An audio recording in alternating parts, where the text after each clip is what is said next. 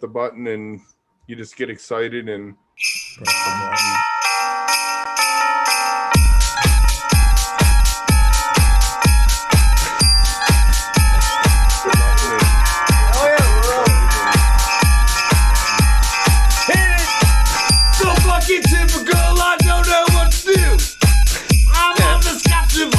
Great production value. Think you're scary, but I don't know what to do. Gotta boo, cuckoo, hey! Oh, oh, oh, oh, oh. Oh, oh, oh, oh, oh. Oh, oh, oh, oh, oh. Oh, oh, oh, oh, oh. So fucking typical, I don't know what to do.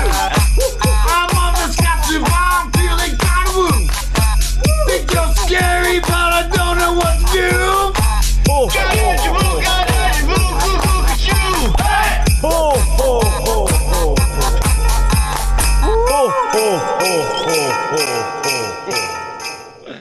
Oh boy. Who's running that open, Travis? Welcome back to the lot, the holiday extravaganza, holiday special, right? Holiday special. I think we overused extravaganza. Going with special. That's how it always was when I was a kid. Like, welcome to the holiday special, the Star Wars holiday special, or Fraggle Rock holiday special. We could do a whole episode on the Star Wars holiday special. We should. Fraggle Rock. Good. Actually, we were just talking about Star Wars. I think, Kev, you wanted to share your hot Mando take. If you haven't watched last night's Mandalorian yet, you might want to come back in like 5-10 minutes. Just saying. Nobody's watching us yet. I know, but I was just, first I don't like that they named the kid, but I guess they had to. Well, of course. I mean, she reads his mind or can connect with him like that and doesn't know his name. That's kind of a logic flaw, right? But how does he know his name? Right. Yeah. Well, he's 50 years old. Yeah. You think you would learn your name after 50 years? You'd think. I still don't respond to I was my going to say, name, Kev so. forgets his name every... As much as I can. My friend just is calling Baby Yoda Gogurt because she can't pronounce it either, so she's going with Gogurt. That is a solid replacement. Yeah, it's Grogu, by the way. Grogu. Okay. Which is kind of weird, but okay. Right. All right. And that they threw in the Clone Wars, the comic book character that I didn't know was cool, but now I feel like I have to go back and figure out her history. Well, you should, though. She's super badass, and she's not just a side character. Like the animated series, like she's one of the main characters. And I think like really geeky Star Wars fans been waiting for this for a very long time. Every time they came out with the 7, 8, 9, the last trilogy, every time they came out with the movie, there was this uproar of like she should be in it. I'm not that nerdy, so I'm not good with her name, but I do know that Ashana. I was gonna say Asaka. Ashana. Yeah, Ashaka, I think. Yeah, Kev, you know what? I'll send you. I found this 8-minute video on YouTube that basically gives you the whole rundown, so you don't have to go back and watch Clone Wars and Rebels and all that stuff. It's like an 8-minute video that'll like her bio, right? Wait, cool. Did Travis drop out because of spoilers? Yeah. Mando Borg. Or no, because he just doesn't care. Yeah, because I find that show incredibly boring. What? That's fine. My last thing on it though is I saw today. I didn't realize when we were watching it. The main lady, like the one with the spear, is Jet Li's goddaughter. Oh no shit. Yeah. Here's my thing. Here's my big beef with it though, and I like after going to the YouTube and kind of getting into it a little bit because I didn't watch Clone Wars or Rebels really, but Ashaka. So she's around. Ashana? I'm gonna look that up. I think it's Ashaka. I could be wrong, but so she's around with Yoda during the Clone Wars, and Mandalorian supposedly takes place right after, or not right after, but a few years after Return of the Jedi. So my question is, where the fuck was she when they were blowing up 2 Death Stars? Like, thanks for the help, girl. Like, we could have used you, Yeah. We could have used another Jedi, and then how did Yoda and Obi-Wan not know that she existed anymore? Like they were sort of like, I think she leaves the order, but Well, the good thing with Favreau too, and like the MCU logic. All right, we're gonna get really nerdy for a second. Then I promise we'll get back to the more acceptable nerdiness of just fish Twitter and fish life. But the MCU logic they did for Miss Captain Marvel, why she didn't help because she's so powerful, is that there's a bigger galaxy and universe than what you're looking at in that story, right? So while Earth was handling these battles with this person, she was off handling other situations. So I'm assuming how they're going to rectify that of her not being there is that there are other conflicts going on. But we were led to believe the whole time that Luke Skywalker was the last Jedi until he trains new Jedis, Leia and Ben, and et cetera, et cetera. So if there's other Jedis now out in the galaxy, like where the fuck were they? Like well, maybe they're just not woke and they didn't count her as a full Jedi. They're a little bit sexist about it. I think Filoni's fucking with the canon a little bit, but he more than anybody's allowed to. So all right, let's try to get this back into our main realm. I feel like we're really going out there. Llama's passed out already. Llama, you live? So just I don't know if you guys were aware, but last night I had Mozambique for Fingo and I took it off. And if I had have left Mozambique, I would have beat young Ryan. Oh man, that's so close, so close. Next time, hopefully Trey does another beacon run. You think Trey will do something like that in like February, March again? I mean, the amount of money it had to cost him was probably insane. $100K. Per show, at least. You think per show? I mean, I don't know. Scale? Beacon was hurting too, though. I think they probably worked something out. Like, I think it would have cost them a boatload under a normal circumstance, but venues are hurting right now. Like, they were closed probably. I mean, but you also bring in revenue when they're, in a regular circumstance. This is just straight out of his pocket. Unless he had sponsors. So the venue didn't charge him, but it's just the production value and the crew and everything you're saying. Well, I mean, I'm sure he paid a rental fee to the venue, but then that came with the crew and the, all that stuff. And then who knows if the musicians did it for free or if they volunteered. No, they got union. I'm sure they got union wage. They should have done it for free though. Why? Yeah, I mean, they're struggling too. I'm sure that they're chamber musicians. They play in tiny little places. Oh yeah. The rescue. No, I was talking about like Natalie and Jen and all them. Yeah, I mean, I don't know. I don't know. I don't have an opinion on it. They get paid. I take that back. You should get paid. You should get paid. They should. Yeah, I take that back. I stand corrected. I don't know what I'm talking about. But I figured he spent like $10,000 a show. And Chad's saying no. He's thinking it's a lot more. Just with the broadcast and all. Like, I don't know, like what all goes into the camera and the lights and the getting it on Twitch and like all that, like technical stuff that we don't know anything about. Clearly. I think the switch is going to be flipped early tonight. By the way, I'm drinking eggnog, and it is a sneaky drink. I'm gonna have to pace myself a little bit. Right on, man. Llama, how you doing? Good right now. I'm even better at the Star Wars thing you've done. We're done. You're not a fan? Oh. Not a fan. Oh. I got myself a double bock. It's 8.3%. So. Oh, nice. That's double trouble. Nice. I love how Travis looks like he's at a company corporate party. Right. Somebody's getting their ass Xeroxed at the moment. No.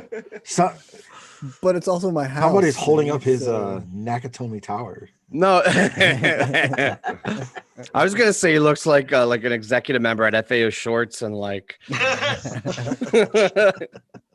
Well, there's no holiday parties this year, so this was my one time. This is our holiday party. Yeah. Good somebody said in the chat that Twitch was a sponsor, so maybe he didn't have to pay Twitch anything. We should start a Twitch account, but I feel like we talked about it when the Beacon Jam started, but I don't know. We're Wook, so it never came together. Yeah. It'd be really funny to start it after Trey's all done. But yeah, right. They made me start an account to even watch, so. With the Christmas holiday spirit in mind, and for those of you wondering why in November, we're jumping right into Christmas. Part of the reason is we're pretty sure that the next dinner and a movie is going to be in between Christmas and New Year's. We're hedging all our bets on that one. Yeah, Everything all in. We didn't want to miss our opportunity, and we had so much fun with the Halloween themed lot. So, you know that it's Thursday night is New Year's Eve this year, just as a heads up. Damn it! So if they had done a New Year's Eve run, it would have been one of those awesome ones that go into the New Year that only happen like once every like 6 years or something. Thursday, Friday, Saturday, Sunday run. Yeah, that you start the run with New Year's Eve. That is so much better, in my opinion, because you get all the, hoopla out of the way and all the nerves and everything, and then it's just fire jams for the rest of. When was that? 2013 or 2000? I don't know. They happened once in 3.0, and it was like one of their best runs, I think. You've been to pretty much most of the MSG ones, haven't you? I mean, not most. You know what I'm saying, Tim? New Year's Eve. Yeah, I think we did 4 of them, and then the one where my daughter was born, we sat out of the last 5. So 4 out of the last 5. How about you, Kev? The only New Year's run I was at was Big Cypress. I figured being on the East Coast. That's why I was kind of like asking you two specifically. I'm not a fan of. I don't like New Year's Eve because it's amateur night. And you get every fucking idiot in the world who never drinks can drink 6 shots of scotch, and I'm like, but it's kind of a good night to just go to a show because then you're just like, that's why I like it, because you're in MSG isolated away from the rest of all those assholes. Yeah, exactly. Yeah. Meat Stick Night was my first, not the 1.0 Meat Stick Night, the 3.0 Meat Stick Night at MSG was my first New Year's, and it just blew my mind. It was unbelievable. I did not like the Petrichor night. That was the only New Year's that I felt was like a disappointing New Year's. But... Like, why couldn't I have my kid this year? Yeah, because what year was she born? I think she was born on Soul Planet year. You might have dodged a bullet there too. Having a baby on a soul planet. So I actually prepared a Christmas holiday themed question, just to keep things on point and on theme. I don't know if we're gonna have an answer. This might flop, but what Christmas song would you want to see Fish cover? And I know of 2 that they have. I don't know if there's more. Maybe that'll be something to do a deeper dive in. But with those, maybe we'll rule those out because they've already been done. Was Little Drummer Boy and Oh Holy Night. So aside from those 2, what holiday songs would you like to see jammed out by Fish? Do like Vince Guaraldi Peanut songs count? You want Linus and Lucy? The ice skating song. The ice skating song.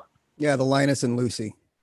Right, the main one. That's not a Christmas song, though. They use but that's the main theme one. Yeah, that's the main theme. Is Linus and Lucy. That's the main theme. Yeah. But the ice one is like I can't play it right now, but it's like you could get like it's like that one. It's not that. Never mind. You could get a really sick like first tube jam out of that. I think you know what I mean, like that kind of like style. Totally. That'd be cool. I'm going with Here Comes Santa Claus, and I want him to play it with Santos jam in the middle. So it'd be like Here Comes Santos Claus. Here comes Santa's Claus. Nice. This is what snow smells like. This is what Santa smells like. You got one, Llama? Snow. Oh man! All right. I didn't actually come up with one either. Carol of the Bells would probably be mine. That would be cool. The Mannheim Steamroller version. No, I like the Fish cover version. But yes, based on the Mannheimer theme, right? Yeah. Like they did 2001 after whatever that guy's name is, Dildo. Not Dildo. They're not called Dildo. Okay. There's a band called Pink Martini out of Washington State, and they have a Christmas album. Wait, where are they out of? Where? Washington State. Where? Sorry, one more time. And, they have a Christmas album, and they cover We Three Kings. And if you listen to it, it sounds like Trey's playing it already, the way this guy's guitar intonation is. And I could so hear Paige singing We Three Kings of Orient Are, and then have Mike come in on the high harmony over top of it. I know it's a religious one, which is kind of weird. No, but they do. They do. They have a couple of religious songs in there. Alvinu Malkenu. Yeah. Well, okay. That's the only one, but Oh, Holy Night. That's a religious. I mean, it's religious themed as opposed to Santa Claus. Jesus or Santa Claus songs is what that you get night, with Christmas. Donut Holes night, I was the furthest gone I was during the Baker's run. Like just completely off on a trip, out of my mind. And I don't know if you've seen the videos, but it's pitch black, and then the arena fills with smoke, and then these super bright white lights come through the smoke. It's like whoa, and builds up. I was freaking losing my mind when that happened. And then all of a sudden, when they break into the harmonies, it was the most beautiful thing I'd ever heard in my life. It was an absolutely brilliant moment. And then it was over, and you're like, what the hell just happened? I didn't prepare an answer for that. I actually have no idea. Maybe like John Fishman doing like Santa Baby would be funny. Oh, that's funny. That's good. Dressing Or up I like- saw Mommy kissing Santa Claus. Yeah. Like really fish it up and make it extra gaggy. Yeah. Has fun. there ever been a Christmas themed harpua? There's not much Christmas fish material because they always end the fall tour and then New Year's. Right. Right. It would have to be early shows if they did play Christmas. Yeah, I don't think they're ever going to, but Probably not. But I don't think even like on a New Year's run they've ever done a harpua that told the story of like Christmas from the week before or anything. Llama, not that I can recall. Yeah. Yeah. that'd be pretty cool. Everybody have fun last night? Yeah. You did. Yeah. I didn't get to see last night's show yet. Was it good? Oh, there's really good Both moments. the parking spot and the Beaking show. My buddy, Yeah. my buddy Mike came on and he did an okay job, and it really worked into the whole show when we started talking about the recovery thing with Divided Sky because he's in recovery for alcohol. So he gave his story, which was cool. Oh, that's cool. That's kind of brutal to invite him on one of our shows, though. But that's not why we invited him on, and he No, offered I it up. know, He but I'm wanted to just- testify. No, it's awesome, but I'm just saying, like, did you guys know that? Because I didn't watch last night, but I'm assuming everybody was drinking pretty heavily. Oh, yeah. Well, I knew it. Yeah. Yeah. I put on my Not in Rehab shirt. Oh yeah. How is the Beacon show? You didn't Beach watch? was good. No, man. Fridays are really tough for me. Friday nights, so I Right. can never do your guys' show. Or The Slave was just beautiful. The Slave was everything you would have expected, and Came in Review was really fun. He did I have drifting. live fish, so I'm gonna watch it tomorrow. Right, drifting was cool. I like that song. The more I hear it, it's one of those ones that at first I was like, "Come on, dude," and the more I hear it, I'm being drawn into it. I guess. That's cool. I was a fan of the Pebbles and Marbles. Yes. Yeah, that was really good. That was really good. That was really, with really the good. strings. Yeah, that was my highlight. That and Slave. There was a jam in the Pebbles and Marbles. It sounded like Eleanor Rigby. I tweeted about it last night. I mean, you could totally hear them dun dun, with strings. Did you tag Scott Marks in it?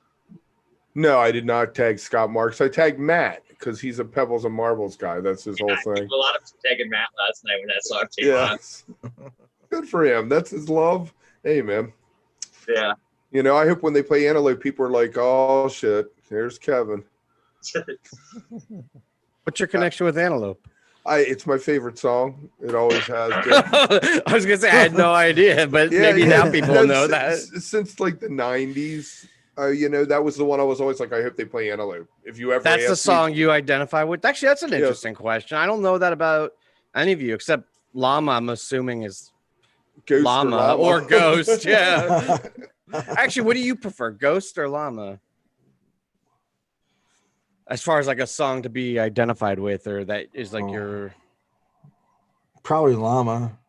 yeah.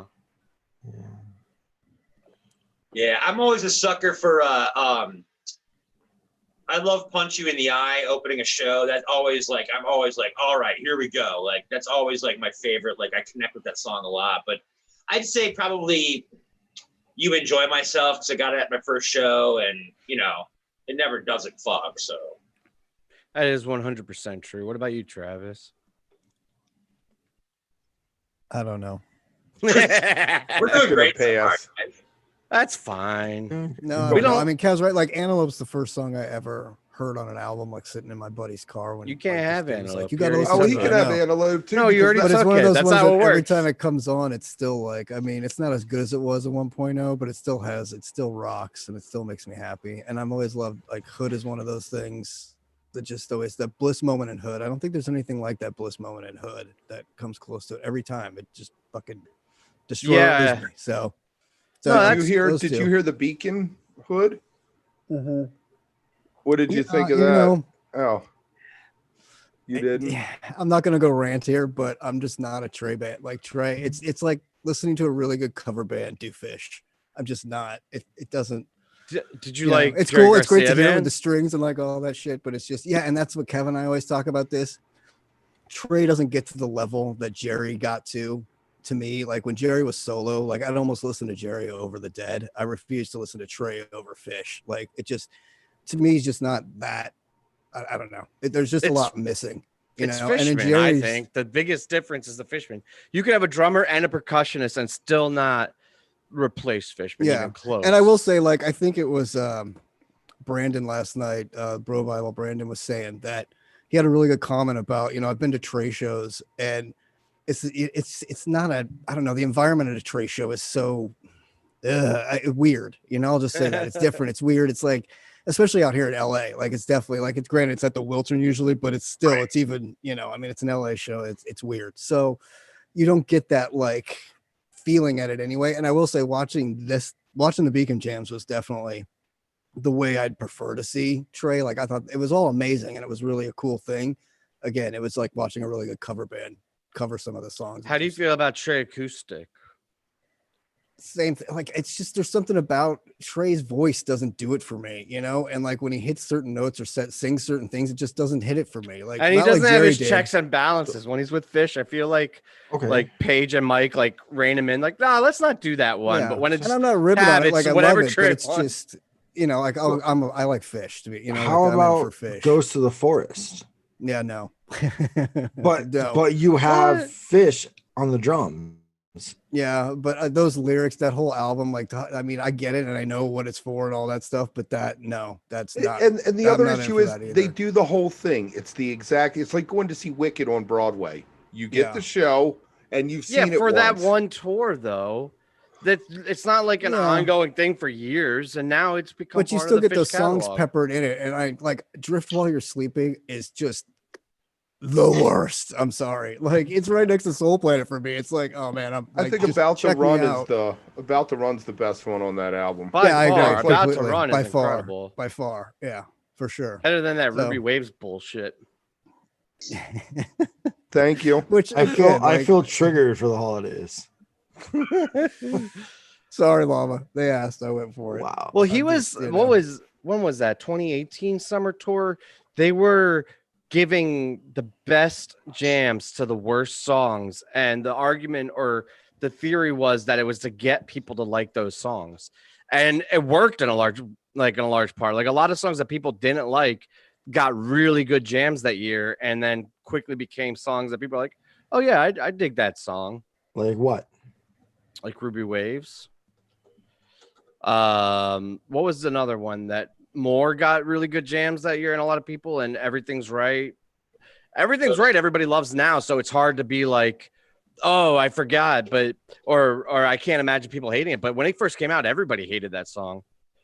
But then Still it was not always fantastic. a huge jam vehicle though. I mean, when I did the jam bracket, there was like 4 or 5 Everything Right that were in consideration for the 3.0 jam bracket. And that was his, I think that was what he was like, fuck you guys. You don't like my song? I'm going to give you the best jam ever on it. And then you're going to be forced to listen to this shit over and over again. Oh man. It works. So I feel like we're all being jaded vets right now. It's like me and Travis are over here going, just shaking our heads and disgusted at a lot of his songs. Like we're like, nah. yeah, but I actually Yeah. do enjoy those songs. It's all in perspective. I don't like them as much as I like the other songs, but I still like them an unhealthy amount, like more than any other person should like anything else. Sure. Right? I Like think- somebody with their mild obsession, like that you meet, like that's the low level shit I don't like from Fish is still more than somebody else's wild obsession. I was commenting on Twitter to somebody the other day about Blaze On. And I was like, yeah, man, when I heard Blaze On, when I was couch touring it, I was like rolling my eyes so hard, like, oh, come on. But then when I saw it live at a show, I'm like bouncing around in the aisles and dancing and shit like that. I'm like, yeah, let's go, you know? Blaze On, I feel like everybody likes. They just don't want to admit that they like it because it's like such a. My biggest thing with a lot of the newer songs is you get the parable without the story. Everything's right. He's telling you it's like The Wheel or something by Garcia, where this is what we're telling you, and whereas Thread, you have to dig for it, or Steve, you have to dig for phenomenal. it. So that engages me more like Jack Straw. You can listen to Jack Straw 100 times and be like, what the fuck is the story even? I feel like most Fish songs, I'm not looking for something like an objective, clear meaning anyway, right? Like most Fish songs are very obtuse and vague and nonsensical anyway. I feel like. So is that your point, that the new stuff he tried to make a point out of it? Well, he tried. It was very transparent. It's like like in Aesop, if you just had the last sentence, "Don't try to eat grapes" or whatever. That's what everything's right is. It's just the last sentence, whereas Thread is the whole story. And you're like, what am I taking from Did Tom write I was gonna say, is that the difference songs that Trey wrote versus writing? Yeah, Trey versus Tom. Probably. Yeah, it might be. I don't know if Tom was part of everything, right? I mean, I could be wrong, but I can't see like Tom writing like you got. He's doing his morning walk and like takes out his phone to take notes. He's like, everything's right, so just hold tight. Okay. Yeah, it doesn't feel like Tom did that. I mean, maybe. I mean, if he did, he did. But right? Or like on a soul planet. What are we doing on the soul planet? Living and grooving? The ocean is what on the soul planet? It's love. Yes, it's love. That's nailed perfect. it. I nailed it. Got it. It's like one of those Mad Libs where they're like, list 10 things that you do on a daily basis, and then the Mad Libs just like blank on a soul planet. Oh, we should bring back the Mad Libs. I had that on the blog. We should. That's a great one. Mad Libs, it's good. I had a year or two ago, or a while ago, I had show reviews, Mad Lib. So it was basically like you just listed like 8 adjectives, and you could literally write every Live for Live Music show review, because it was like the 4 musicians from Vermont took the stage and with the blazing, punch you in the eye. Like the format of their the reviews was a Mad Lib. It was just all they did was change out the adverbs in the songs, and they used the exact format every time. Yeah. To say rock critics are lazy writers would be like the understatement of the year. We'll just say. Hey. Wow. Sometimes. Yeah, although except for the ones that write novels. Hayden back on here. Except for Stephen Hayden. He's not watching, unless he is. Hey, Steve. I like some. It depends on who it is. Lester Bangs was always very irreverent and fucking fuck you, and I'm gonna make fun of your ass because you're pompous and you're the Eagles or whatever. I love reading that kind of stuff. You need a drummer for each year.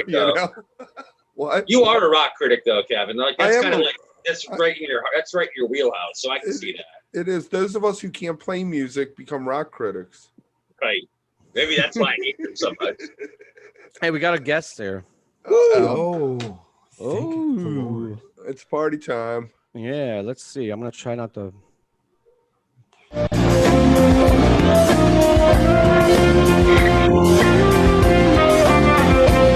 Please welcome the lot, your hosts for the Wook Plus Damn After Show, Missy and Baker.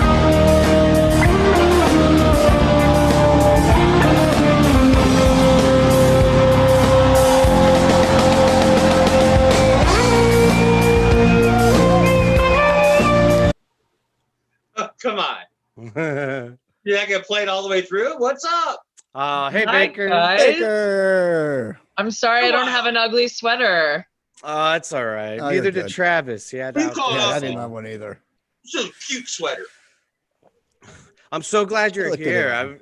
I What? feel like it was hard to keep things going. We had Wooksgiving on Wednesday, the lot or parking spot yesterday, and then this show today, and like I want to hear from guests and other people and get new faces in, because I've been talking to these guys all the time. How's everything? We haven't seen you in a while. How's everything been going? Everything is really good. Thanks for asking. I was off Twitter for a little bit. I was dating someone who hated Twitter. And I kind of want to know, you guys all on Twitter, yes? Do you love it? And what do you love about it? I feel like I don't need to sell it to this person. I'm not going to try. But like, I had a hard time coming up with why it was so important to me. No, I hate it. I fucking hate it. I'm just addicted to it. Yeah, I hate it. I used to love it. Anything good? I think there's so many good things. Well, there's brackets. If he likes brackets, I know somebody that does really good brackets. Well, you know, they've done studies on how social media works, and when you look at your phone and you get a notification that somebody liked something and you look at it, you get an endorphin rush. So it's a way of like keeping you high. Yeah, I dig that. That works. I mean, yeah. I try to. I mean, I enjoy going on and like, you know, reading more than I actually like engaging. Like Tim always says, never engage. So I kind of take that to heart and kind of just stand back and read a lot more and just sort of absorb stuff. But you could write a book like that, the Wook philosophy of not engaging, like our mentality. Well, you know, I'm not one to not engage. Not engage. not engage. But I guess for me, it's like community, and there's a big community there that I have been making friends there for 10 years.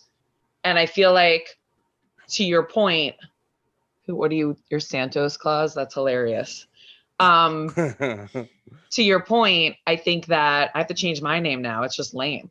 There are two types of social media people. There are the voyeurs and the exhibitionists. I think anybody, like, when you think about what you do online, whether you're like, you post or you don't, I feel like a lot of people are lurkers. They read, they get updated, they don't engage. And I think that's totally fine. Then there are people that put out tons of content. And like, that's where everybody in this room, I feel like, falls into the content creation category. Right. I like to put out my content. I just don't like to engage with other people's bullshit and stuff, you know, like, I mean, I think and plus being older, it's also harder, I think, you know, being 46, 47 now, like I'm definitely like, I came from a long line of being that asshole that always stood my ground and went after people when I was younger, and I always engaged. And I think just being older, you're kind of like, I don't know, I'm just not into it as much as I was, and I'm just like, I don't really want to waste the time arguing, and I got other shit to do, and I don't know, you know, and it's such a long distance thing. It's not like having a conversation with somebody, and you only can do it in so many characters, and there's so much bullshit between the two. Like, if you want to have an honest conversation, let's have a conversation. But I don't think that Twitter's the place that I'm gonna look for that. Do it. I agree. Well, I don't agree. I will engage because I have no problem engaging, but that's my personality. Like, but yeah. I like engaging this so break. I like engaging so I can be witty. So I can say to myself, "You're so fucking." You don't want to be witty. You want people That's that the best answers. you want people to you think can say. you're witty, though. You want people to say, "Hey, Kevin, you're so witty." He gets high and he's witty. This is I want like thank yous. I do. I want thank yous though. I could have used this 2 months ago. That's why Kev, I don't know if you knew this actually, but Kev runs the Wook Plus social media. So all of those group conversations that get a lot of traction, everything, that's all coming from his mind. And I think that's why he's good at it, because he literally gets high off of it. Like, and so it's like, you know, it's a big focus. You get high off of it, you're going to put a lot of time and energy into it. Well, that, and he's very witty. So. And he's very witty. Thank you. Kev, you're very witty. I hate to bring in politics. I won't get into specifics, but that ruined it for me. Before the last like couple of years, I enjoyed it a lot more, but how toxic the environment has been, and for good reason, shit's fucked up. And I think people need to be outspoken about it, but it's just hard to be in it as much as we are. You know what I mean? Like, because we feed the fish obsession, I think. Well, at least I do, that addiction through social media now, because we can't go out on tour and be with friends. But it's always paired with the Trumpian bullshit, toxic fucking mess of a world. And the fact that I can't separate it, or it's very hard to separate it, makes it really hard to like social media right now. For me though, that's where I was a year ago. But this year, Fish Twitter saved me because I was never really involved with Fish Twitter until Wook Plus and came along and World's Greatest Chad Show and all that stuff. And it started getting to know people like Baker and shit. And like, because before that, like last year, I was the guy on Twitter just finding random trolls and be like, Trump sucks, fuck you, you're an idiot. Like that was me until, I got on Fish Twitter and all of a sudden I'm like, all these cool people started following me and I'm following a whole different group of people. And I'm like, oh, this is nice. This feels really, really nice. So I'm happy. I mean, I know that there's drama in Fish Twitter, but it mostly avoids me. I don't really, I've done both, like I've learned my lesson to like not do stupid shit online, and dating this person was like an eye opener to like make me think about why I use Twitter and but like you all came to me through Twitter. Yeah, it's true. Like, we wouldn't have all this. So many things that I wouldn't have without Twitter and the community. And like my Secret Hunza, this is a Secret Hunza gift that I got a year ago from Atara, and I wear it every single day. It's like one of the greatest gifts I've ever gotten. And I know that's like a silly little thing, but it's meaningful. And if you can bring that or give that to someone else, if there's like there can be such benefit. I feel like it has to be what you get out of it, though. Like you're saying, like everyone has to get that, like their own personal experience out of it to find the value in it. And that's kind of where that's at. So if you're just on it to be a troll and that's your value and that's where you find that value, then fine. But if you're in it to engage more, and like I think everyone here finds value in it. That's why we're all on it and sort of found each other. There's some value somewhere in there. I like to try to be nice, like a little bit. About 10 years ago, I got a message from somebody on Facebook who I went to high school with. They sent me a friend request, we friended, and it was this guy who was into like Houdini, Run DMC, the whole hip hop thing. And I gave him a copy of the White Album. I didn't even remember doing this. I made him a tape of the White Album, and he sent me this message saying that I opened his world up, his eyes open to a whole world of music he had never heard before. The Fish White Album or the Beatles? I'm sorry, just be clear. The Beatles, the White Album. Okay, all right. Yeah, and it just. I thought it was Fish. Yeah, no. I was in high school in the late '80s. So okay, all right. This was before they did the White Album. But just it made me think, like every time like somebody says something on Twitter and you're like, that's a really cool shirt or something, you're making this other person feel better. Maybe that's the purpose or that's how I have to frame it. That maybe I'm trying to make everyone's life better being witty. Or like trying to put out the content. I mean, that's kind of what we want to do with the content, though. Like that's why we push out the content, is to like try to make people feel good. That is go watch this 1 minute fish or even watching The Lot. Like we do this to try to like give people something to do before the show and come on and bullshit and feel better. So it's all about love. You think we like doing this? This is for you guys out there. For you people. We're not getting paid for this. No, we are not. That picture was for you. That wasn't for me. Exactly. All those pictures are for the people. They're not for you. Yeah, man. I gotta give the people what they want. Exactly. You better give us you better dance tonight, by the way. I have an outfit planned. Nice. I have more room. I like changed my apartment a little bit. I have like another 2 feet dancing room. What's up with people voting against you dancing? I love it. What? And I wrote, please don't. It wasn't even like I just wrote no. Like it was yes, and please don't. Yeah, that was funny. That was really funny. I feel like you're right. I don't know. All I know is that I think if you're getting something out of it and it's positive, that it's good. And that's like how everything should be. Like follow your energy. If it's good energy, stay there. And if it's bad energy, go elsewhere. Yeah. And there's a lot of different areas of Twitter. Like it's easy to get sucked into just fish Twitter and be like, and I was saying this to the guys on our thread the other day. I'm like, man, my feed right now is all fish Twitter, and I'm just liking random things to kind of get my algorithm to get out of that for a little while, because it's like I need some of my cinema stuff. Though. I know, but I miss I used to have so much cinema stuff and like other things in there, and I'm like, oh man, I need to get some of that back in there. And you got to follow topics like documentaries. Yeah, it's just where you go and you kind of find yourself, oh, suddenly I'm in this, which also works against half the country when all of a sudden you're like getting fed all this right-wing bullshit. And you're like, oh, these people think like me. You kind of stay out of that realm of it. But I think I'm it's off Facebook now. Yeah, I'm off exactly. for the same I'm off reason. Facebook too. I think that it's funny the way Twitter is set up, and I don't know if you guys have ever thought about it this way, but the 3 buttons are kind of like the 3 legs of the stool that, or like what I'm looking for. It's like The 3 legs feed, of a stool. well, like the feed, right, where you're getting everybody else's, like that feeds my curiosity and like my like social connection.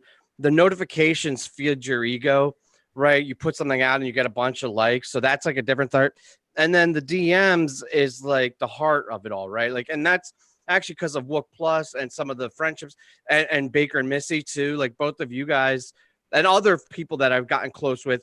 That's where you get the real connections, right? Yeah, don't ever hit that search button if you want to use Twitter, right? And the Explore is the toxic fucking button. disaster that is the outside world, right? That's where the 4th leg that I ignore. No, I do the search, I explore, and I see what the news is for the day. No, but that I used to do that. Twitter That's too right. much. That's what I think. I think I do it right. I might not do it perfect. No, but I definitely been like caught up in a fight online with somebody and looking really stupid, but I'm cool with that. Who hasn't done that? I don't want to see those articles. It's never good. It never makes me feel like, oh, I feel good about where we're headed as, a species or anything. I see those articles or trends and I'm like, oh, really? Shit. The way I handle that, I go to like news.google.com and I'm sort of like, all right, well, what's going on? And if there's anything I need to pay attention to, then maybe I'll go on Twitter and maybe I'll like look for that specific thing and be like, all right, what are the opinion makers saying? It's not the news though. Just to be clear, it's not the news that depresses me. It's the comments and the reply guys and the opinions. That you guys that is depressing. Why are you even as looking shit. at that? Yeah, but I don't know. I don't anymore. But a that's lot the of part those are that would. just Russian trolls in a fucking factory anyway. Half those comments, so you Right. can't really read the comments. Like, don't get into those because that just makes you feel bad about humanity. You're just like, right? Okay. Or like how And who are humanity these is in people? trouble. Right, exactly. If you go on Apple Store and look for the Twitter app, it's listed as a news app, not a social media app. What? That's weird. What? You just blew all of our minds. We need like a sound effect that's like, what? What are you drinking? Kevin, What are you you're drinking? so What are witty. you drinking out of? What are you guys all drinking? Let's show me. I can't I'm drinking drink. a double I puked box. again last Eggnog night. out of a moose cup. Just beer. Wow. I'm drinking a Trognator double bock. It's I'm switching to 8.2. wine after this class, though. I'm drinking some Yeah, hardcore tap water. I haven't had a bottle of wine I need to finish, dude. I think Andy's coming on in a little while to host a game show, and I'm gonna dip out while he's doing that and get myself some wine because this Hey, eggnog. Baker, did you have a good Thanksgiving? I did. I went to Greg's. If you guys know Greg, Furry Thug, and we were just doing the two of us, social distance in his apartment, when we heard people screaming outside, and then we were getting text messages on a group text for friends that we had a Thanksgiving with last year, the same 4, and they actually showed up to bring us like a pie that they had cooked, and we convinced them to come hang out on the roof, socially distanced, outdoors. Nice. And it was like the cutest thing. I was home by 5. Right on. Very cool. It was great. That's awesome. How were your What guys' are- Thanksgivings? Oh, I was going to ask you what people were like. What are people like? Being around people, like what is that? You haven't seen people at all? Well, I mean, the guy that sells me my cigarettes, I see him like every day, but We should talk about this fact that you smoke cigarettes, but we can do that another time. we should. On Twitter. I had I went, my mom lives like 10 minutes from me. I have to go, I see her once a week, make sure she's okay because she's 76. And took the girls over, made her Thanksgiving, get a phone call. The girls say, can mom come over, my ex-wife? And I'm like, I guess. I mean, am I gonna say no to, my kids? Really? To you, that's nice. And then she showed up drunk at 1 PM. Ooh. Yeah, it plucked my last nerve. I was I was like, go away. Just come on. Maybe that's why she's your ex. Well, she's a professional. She's a professional alcoholic. Shot of vodka in the morning, Oh. Yeah. Kev, this is on YouTube and it lasts forever, right? What's she gonna do? Shoot me? I for the past 12 years have bent over backwards to make sure that I said nothing but good things to my kids about her. So.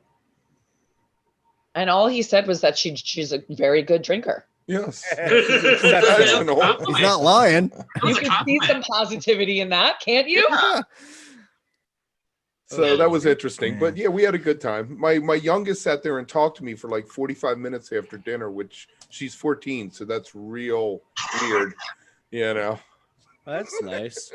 And now I want to know what you guys were talking about. She was showing me shoes Oh, and Golden telling Goose? me about shoes. And then Fancy she started shoes? she wants them for Christmas. And then she started telling me about Everybody's Everything, some rapper, and they did a documentary about him. Kev, are you ready to show us how witty you are? I am. Oh boy, are we doing it? What are you doing? Well, I'm gonna bring Andy in first, and then I'm gonna share it. There Hey, he Andy. is. Andy. Andy. Long You know, time no Andy and I see. have never met, but we've talked on the phone. Aw. Hey, Lauren, how are you? I'm good. How are you? Good. All right, Andy, I'm gonna share this theme. Are you good to go? Yeah, we are live on Jump Radio now. Gain up. Hi, We're live on Jen. Jump Radio. Yes, we are. We're doing No a one little told me this was Simulcast. Simulcast. What's up, Jump Radio?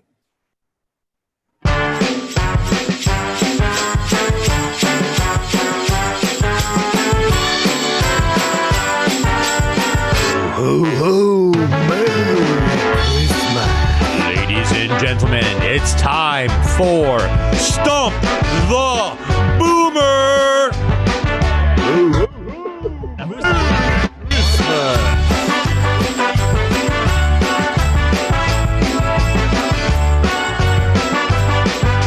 Ho, ho, ho! Merry Christmas! Ho, ho, ho, Merry Christmas!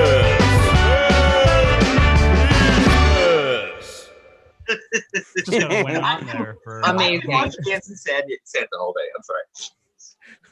All right. Kev, you did a great job dancing in that video. I gotta say. Yeah, who was that? Who was Santa?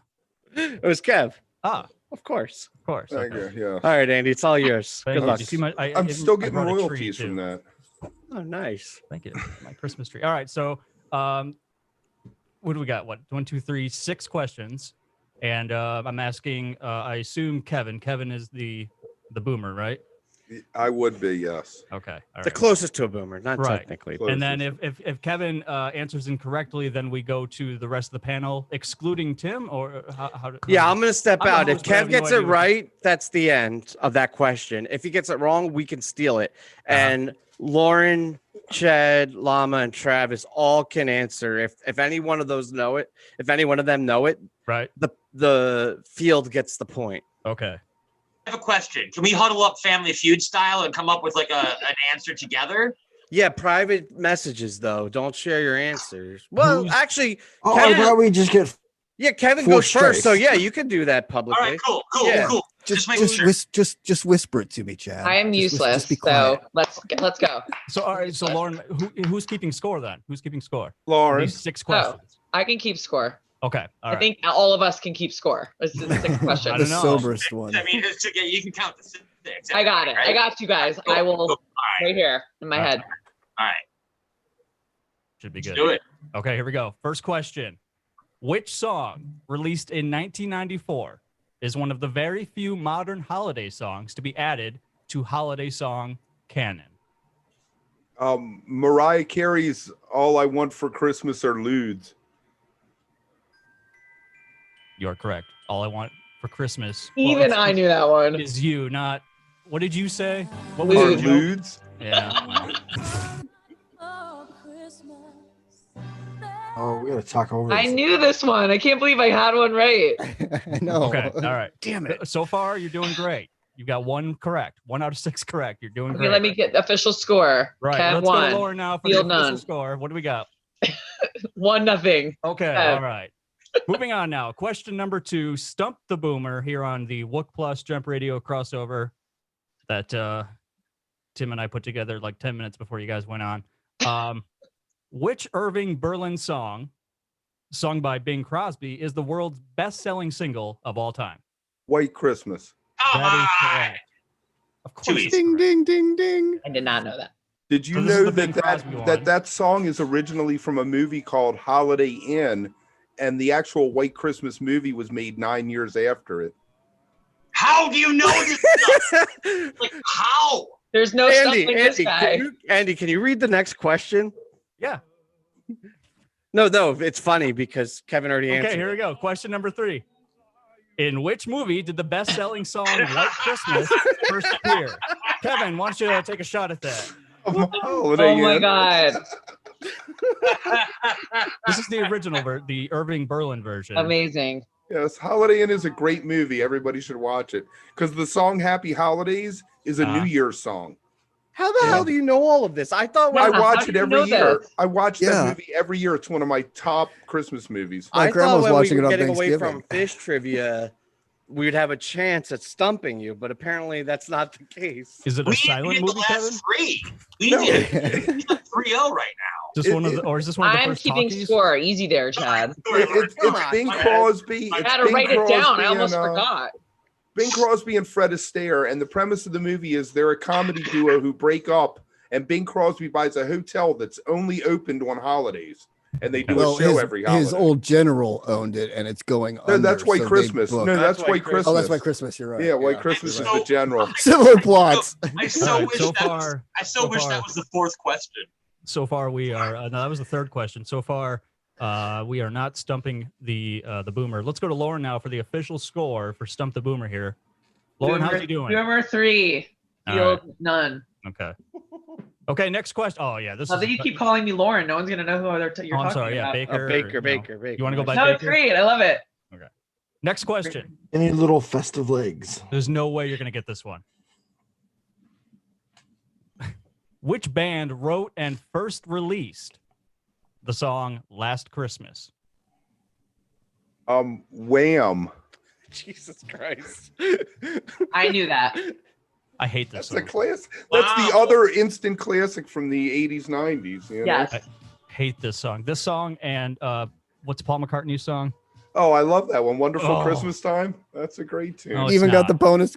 Even got the bonus Ding question. dong. Yeah, you got Right the- away. That was the tiebreaker question. She's like, oh yeah, that one. Very, very All right, here we go. festive. Next question. Wait, we're done with this song. Okay. Next question. So far, 4-0. Boomer in the lead. Wait, Baker, can you confirm that? Yeah, Baker. Wait, let me check my notes. Okay. Yep, it's 4. Okay. All right. Thank you.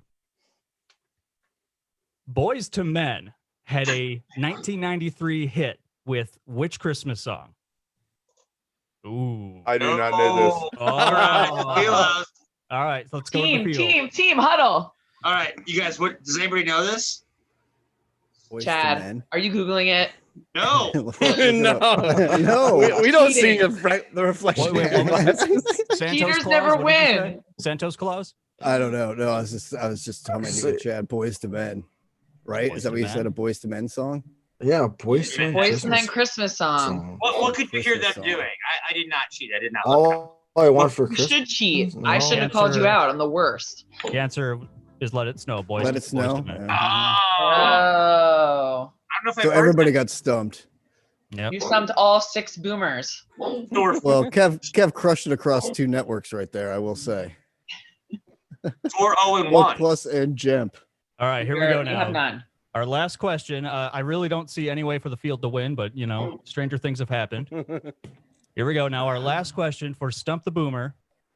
Which singer had a huge, I mean, just monstrous hit with Santa Baby in 1953? Eartha Kitt.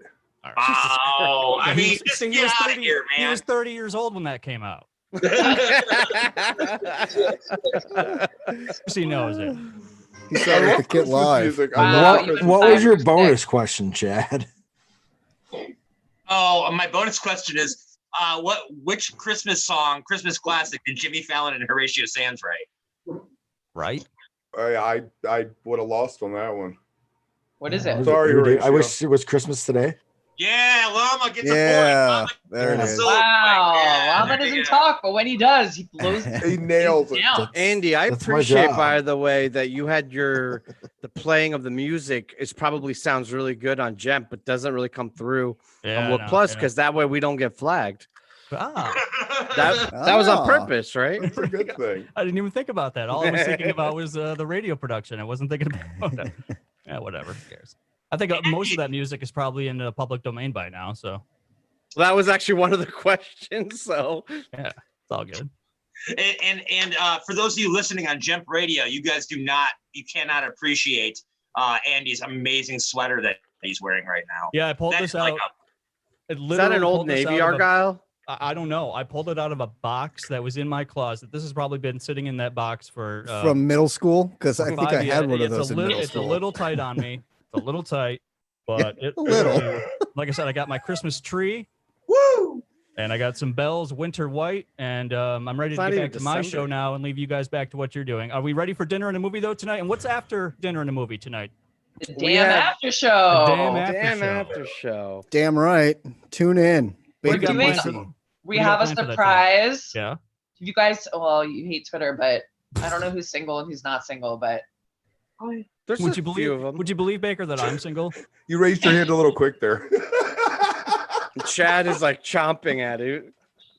well, Also, I got kicked off of Twitter recently. I can't do anything. I have my account, but I can't do anything because I told Trump to go die already, and within seconds that was it. so all you're right, still well, on that's like it, a man. hold. So this is Yeah. an example, Lauren, of how not to use Twitter. Yeah. Yeah, That was so witty, Kevin. That was so witty.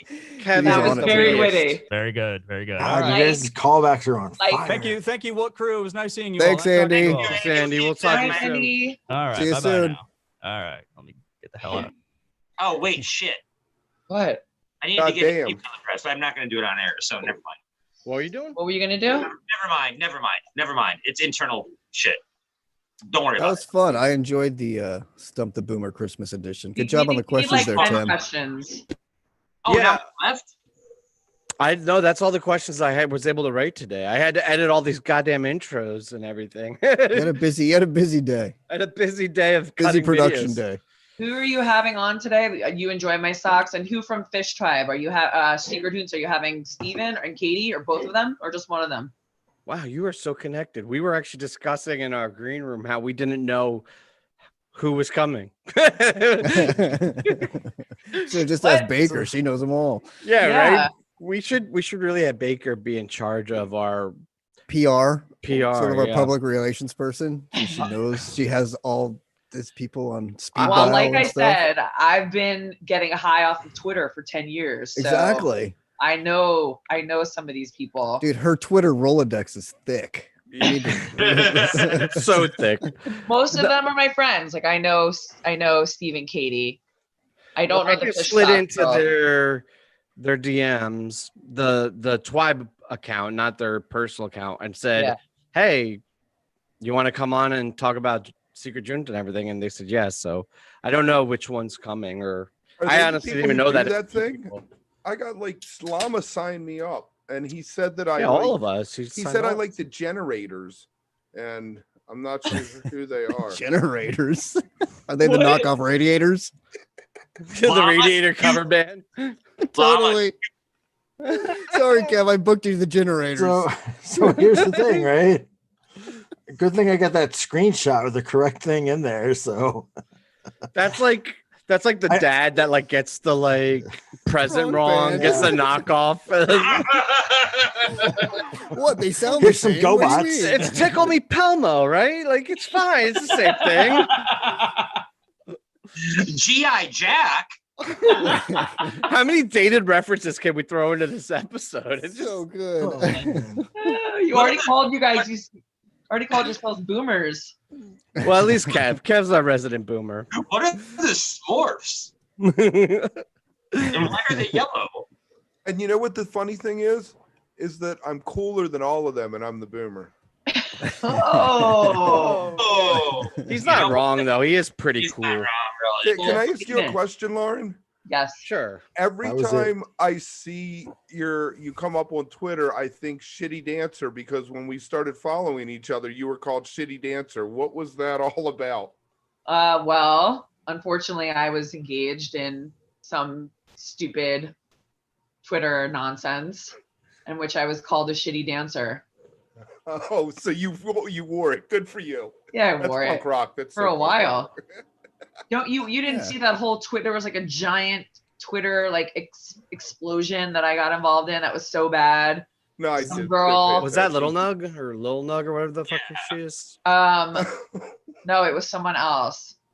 I can't remember who, to be honest, but they were. Oh, there's been multiple. I need to apologize to Lil Nug. I didn't mean to call her out. I just always assume she's always in the middle of controversy, so I just assumed that's who it was. Sorry. I think I blocked. Whatever. There's been this drama with the dancing, so that's why I like don't always. Well, I wasn't doing it because I was trying to be polite, but now someone came into your space and complained about what you were doing in your space.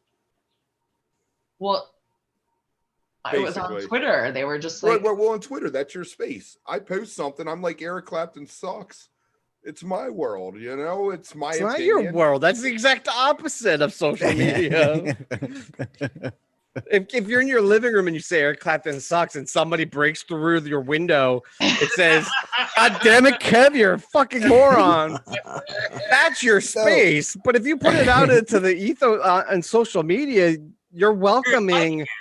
With like no reference either. It's not Eric Clapton sucks because it's just Clapton sucks. The because is everybody else loves Eric Clapton and he's like a contrarian and he wants like poking the bear. That's where the wit comes from. I had a very good point with that at the time.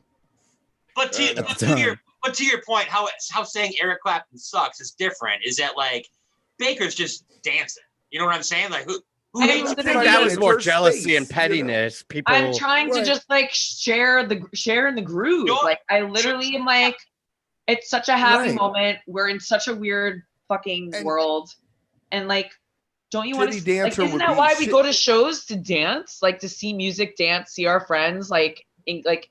I don't dance actually that much at shows. I hate to admit this, but like I'm one of those guys that's very in my head, like locked in. I'm usually kind of fucked up, but like I'll be like, you know what I mean? Like if you saw me at a show, I'm just like in the jam with my head. And my wife always laughs at me because she'll be dancing like nuts around me. And I'll like, kind of move, but I'm so locked in sometimes. But I hear what you're saying, and I get that that's a huge part of it for a lot of people. Shitty Dancer is a great band name. Jam bands. Somebody suggested a new drink term. When Little Nug comes up, everyone has to drink. Oh, in the YouTube? Yes. Yeah, on the chat. But dancing is such an expressionary thing. Like it's such a joyous occasion. Like it's not anything negative about dancing, Like dancing is the ultimate expression of happiness and joy and like love. And so like if you're out there expressing that and you're posting that, there's a little bit of people that have a problem with that in that too. Because if like a guy was dancing, I don't think people would be triggered by it, but I think they get I get triggered by Chad dancing. Well, but I think still it's that same thing though, that like, they always say, like dance like no one's watching or what, you know what I mean? And then to be able to put yourself out there and do that. Yeah. Like you're drawing attention to yourself by putting it out there. But at the same time, you're just putting it out there. You're like, look, if I was at a show, I'd be dancing. So like, what's the difference of just putting this out my on Twitter? face off. Yeah. Right. And so like for people to come after you for that, it's very, sorry, Chad. I'm just continuing the thought. You can jump in. Finish your thought. But it's a weird thing to see people attack you for just being yourself for that, like you're in the most purest form of yourself. You're like, here literally. I am basically naked to the world, expressing my love for the world, like what I'm in this moment. And people are like, fuck you, you suck. And so that's hard to look at, to see like people like who are like, fuck you for doing that. You're like, really? Yeah, sorry, Chad, and honestly, the reason I started posting my dancing videos was in solidarity with Baker, because I saw her taking fucking friendly fire for posting videos. And I'm like, all right, let's watch and see what happens if a guy does it. Yeah, and I'm like, nothing but praise, nothing but like, oh my god, your energy is so You're amazing. So brave. Yeah, and I'm like, it's just me, just like being an right. idiot. You get you're so brave, and Baker gets you bitch. Why you like showing your why you gotta be so and dancing and posting and showing off and looking for attention? Like what this chick needs attention. Baker doesn't look a day over 21. Everybody should go fuck I got like 20 years on Baker, so I'm just like, hey, I got our next guest here. Do we want to pivot? Yes. Yeah. Pivot it in. Bring him in. You know what, Right. Chad? When I see you dancing, I think this is the guy running my campaign. Please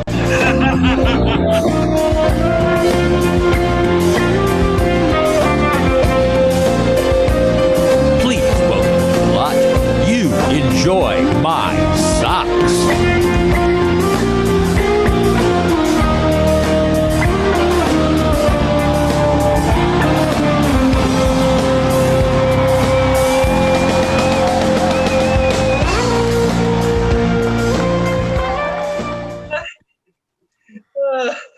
guys. Hey, welcome. What's going on? I love your sweater. Oh, that's awesome. You're killing it with the sweater. Oh Thank my you. gosh. Thank you. I'm the only Jew, and you enjoy my socks, so I had to make sure I represent just a little. Oh, I like it. I just noticed it says "Let's get lit." Oh, hell yeah. That's So amazing. when is Hanukkah this year? I have no idea. December 11th. December 11th. Very nice. Yeah. Oh yeah. Ah, this is so cool. What's going on, everyone? What's up, dude? What I'm is your Baker. name? What's your name? I'm Matt. Hi, Matt. Hey, Nice Matt. to meet you. Thank you guys. Nice to meet you guys. I'm one of the 4 family members from You Enjoy My Socks. Well, welcome. We wanted to have you guys on. The idea originally started with fish gifts, and with the holidays coming up, what would be some good things to buy your loved ones? And one of my favorite fish products is Yem socks. I'm actually wearing Yem socks. I'm at a standing desk, so I can't show you because I'm not that flexible. But I actually have them on right now, and I love them. I am that figured, why flexible. not? Wait, look, you're standing right now? Yeah. Yeah. Is I it? bought that desk like 6 months ago. Oh Oh my my God, you're God. always standing? So you're like what? 4 foot tall? Oh, No, it's the shit. angle of the camera. If I do that, I look shit. taller. Holy shit! Now you're like 6'5". How did you do that? It's one of those adjustable desks. Woo. Anyway, welcome. Happy to be here. Hey, Matt. No, now I'm just Matt, do you picturing- get? Go ahead. I'm sorry. Sorry, Matt. Do you get crazy orders for Secret Junta? Absolutely. It's a super, super popular gift to give. It's cheap, it's affordable. You can throw it in with a bunch of other stuff. They last and last and last and last. And so, yeah, we get inundated with orders around this time of year. People love giving our socks as gifts. Are you in North Carolina? I am not. I'm actually in California. But you're the couple. They live in North Yes, Carolina. correct. Yeah. And you said Alex it's and a Colin- family, right? Yep. Alex and Colin started the company in 2014. We kind of came up with this idea on the 2013 Hampton run to do some socks. There's a lot of shirts, a lot of posters, a lot of pins. We're not a lot of socks on lot. So Alex and Collins went all in. Alex's dad and my wife, Grace, her dad, was involved in the textile industry in North Carolina. So it was a seamless transition for people who love fish to just say, hey, here's the patriarch of the family, make socks, turn that into fish socks, and then we've got something people love. It's a really Awesome. popular item. I think it's one of the Missy loves them. it's one of We the love most birds. recognized People brands love- out of the vendors too, right? Like you guys do a really good job with your marketing, and you're really active on Twitter and Facebook and social media. It's like there's a whole personality to your brand, which I think sets it apart, kind of, right? Like you guys are very active in that realm. It's really, so much of this is Alex and Collins. Alex was kind of the brainchild behind creating You Enjoy My Socks. His wife Collins is super talented, has a really, really good creative eye. She puts a lot of our promotions together and gets stuff out there. My wife doodles and provides some of the socks, the images on the socks and stuff for marketing in our mailers that we send out with orders. I'm basically just the loudmouth. I'm the guy who yells on lot. That's why I run the Twitter. I kind of just yap. I'm extroverted and they're a little bit more introverted. So I handle that aspect of it for what it's worth, but it really is a love child of Alex and Collins. It's really all them. And it's just us. It's just the 4 of us. That's awesome. That's awesome. Do Is you there do any anything else? Is there any way? Oh, sorry. Yeah. No. I'm a criminal defense attorney. My wife is a social worker, but Alex and Collins are all in on this. They've got a couple of other things they do, but we're riding this wave as long as we can. So you're a criminal defense attorney and your wife is a social worker? I have questions. Yeah, we're about to solve the world's problem, motherfucker. I was going to say, first of all, you're going straight to heaven. Second of all, or you know. Well, it depends. That depends who you ask. So how's business? How's business? By the way, during Chad, the Jews pandemic? don't believe in heaven and hell. We don't believe in hell. We're just chosen. But Right. we're all going to end up on a good party on the other side. So, So you guys, Sorry, I both, couldn't help you myself. guys should both just quit your jobs and like go on tour and like fuck it, you're fine. Yeah, that's a temptation. and every now and again it happens. When we can. Are you said you were in California. Did I miss it? Are you in LA? No, we live on the Central Coast. I came out here for work. And so the whole Yem squad used to do everything on the East Coast. And about 5 years ago, half of us moved out to California. And so we're out here now. We were looking forward to that 2020 West Coast tour, but we were all looking forward to shows. So how's business during the pandemic? In terms of socks? Being a criminal defense attorny. I thought he was going socks. I can tell you about both. Again. No, we go way deeper here, man. We go. You see how way witty deeper, Kevin man. is? Yeah. So DUIs dropped dramatically there for a while. That was kind of a natural. That's a big business in this area. But I've stayed busy. My uncle's a big attorney in a small town, and a lot of business funnels our way. But we've been okay. We've been The courts are open. Kind of. It's Zoom. I'm used to doing Zoom usually I'm talking to judges and district attorneys and other things like that, but I like talking to you folks a lot more. If I'm being honest. He slipped into North Carolina there. Yeah, next time you litigate a case, please wear that sweater.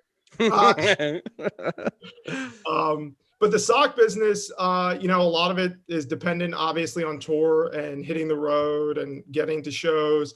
So, I mean, for everyone, that's been tough. We all kind of know how that goes, but we try and keep it positive and upbeat on social media. We try and run stuff often around beacon jams, dinner and a movie, things like that. And the holidays. You have a holiday promotion holidays too are coming. huge for us. We do a lot of sales this time of year. It's an easy, affordable gift. People really like them. And all of us have hundreds of lot t-shirts and all that other stuff. Not everyone's got socks full of drawers, but we do have a couple of super fans out there who definitely rock like 40 of our pairs of socks. It's kind of wild, but I have more Yem socks than I have lot shirts at this point. And I need socks. I will admit that they are the only socks I have. I actually wear Yem socks every day. So I wear them every day too. Yeah, they're really comfortable, and they're really, what I appreciate is they're very well constructed. Like, I don't know why, if it's just me or if it happens to everybody else, but I always end up with the hole at my big toe with other socks for some reason. And none of these socks, I've had these pairs probably about a year and a half, 2 years now. Show us your foot. Come on, let's see. Jeez, I am not flexible at all. Get your wife to help you lift your leg up. Yes! There you go. Oh, the llamas. Good job, buddy. Wow. All right, I'm gonna be so sore now. See, I help you work out. Yeah, there you go. You need to get in that Wook yoga class, man. We need to start a Wook yoga class. It needs to be Wook yoga. I would totally go to that. That'll be a thing. That's got to be a thing. Oh, Chad's doing it. No, it's happening. That's why I'm joking. Chad's already doing it. You Yeah. have Wook yoga? Yeah, Chad Mercedes. Well, let's make it more formalized and marketed and all that other good shit. All right, we'll put out a blast on Twitter, and then it'll be official. Then it's official. So it's been me and Mercedes and a couple other people have joined us, like Jackie and her friend Chris have joined us. Skoy has joined us, or he's going to join us on Monday, I think. Dude, you should get Story of the Goats to join you and do some goat yoga. There via you Zoom. go. That would be incredible. Yeah. I don't do a lot of yoga. I'll yoga with a goat. I'll yoga with a goat. When do you we do got yoga? socks, goats. Hey, you guys, Father Chris just placed an order for YM socks. So there you go, for Yem socks. So there you go. Oh, thank you. There you go. It's working. Your company's There you go. blessed by a Catholic priest. We love Father Chris. Glad we're making someone money. Father Chris was on Wednesday night?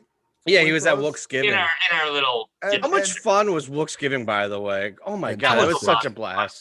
But he was so cool for me being a nerd because I was raised Catholic and asking him questions, and he was so, this is what's going on in the world right now with that. Yeah, very, very wise. Gave a lot of insight on things. Yes. I like that. You're muted. Who's muted? Llama, I thought he was trying to talk. Oh, I missed that whole thing. Where were you, man? Were you? You were at Wook's Giving. llama socks, man. I feel like you should have been there. No, I saw the llama socks. I Word. don't remember Kev having a spiritual conversation with it. Oh, you left by that point. Pretty much. Oh, yeah, you left, and then we got deep. We're like, all right, Llama's gone. Let's really get into things. Let's get Kids left. The adults started talking. I get it. Yeah. Dude, I think it ended with me, Doug, and Makita. I think we were the last three standing. Yeah, I kind of like, I don't know what happened. I was on the Zoom and then I was That's on the right. couch in the morning. That's right. So we had three boxes up. It was, I think, me, Doug, and Makita. And this fourth box, which was just Kevin, who was like not anywhere to be found. So I just kept him in the waiting room. Yeah. He like walked away and then passed out. Wait, I have more socks questions though. Yeah, we have socks. I have socks questions. I'm rolling with you I have guys. socks question. I'm chilling. I don't want to disrupt what you guys got going. You gotta I get have them sock going. questions. Hit me. Where'd you go to law school? Charlotte, North Carolina. Yep. Nice. Nice. And then I came out to what sunny school is California. that? What's the name? Duke? No, fucking no. Not that smart. Charlotte School of Law. Charlotte School of Law. Okay. Well, you got to give them a shout out. You said Charlotte, North Carolina. You got Yeah. No, fuck Duke, by the way. you I'm a Hokie matriculated. and I hate Duke and I hate North Carolina. Sorry. And that was a perfect. That's chance to okay. use- You Enjoy My Socks is a North Carolina State family anyway. So Oh, nice. Yeah. NC State's good. I'm cool with them. I just hate the Tar Heels and the Oh. Yeah, you'd fit right in. Devils or whatever they are. See, I grew up hating them because I was Maryland, and we were in the ACC at the time. So Yeah, it's crazy. Maryland's in the Big in 12. the Big Ten, Or whatever Big the 10, fuck. whatever. I was. Oh my god! I was just gonna say they're still in the ACC, but it's been like 10 years since I've been in school. No, I wanted to know if you guys ever do how you come up with your designs, and if you ever do limited runs, or if your designs are in production and orbit for like indefinitely. Like, how does that handle? Because I want to know how often I need to check for new designs, when I can expect new designs. Selfish motives. And then no, the ulterior motive is what do I need to do to get a Wook Plus Weekend Wook limited run and do a campaign with you guys? Because if I had Wook socks, I would lose my shit. I think Oh my god, what a great idea! I think that would be the coolest thing ever. But if we could get Wook Plus socks and then resell them on a huge markup. No, just kidding. so no, but I also am interested when to get new designs. How does that all work? So sick question, by the way. Perfect.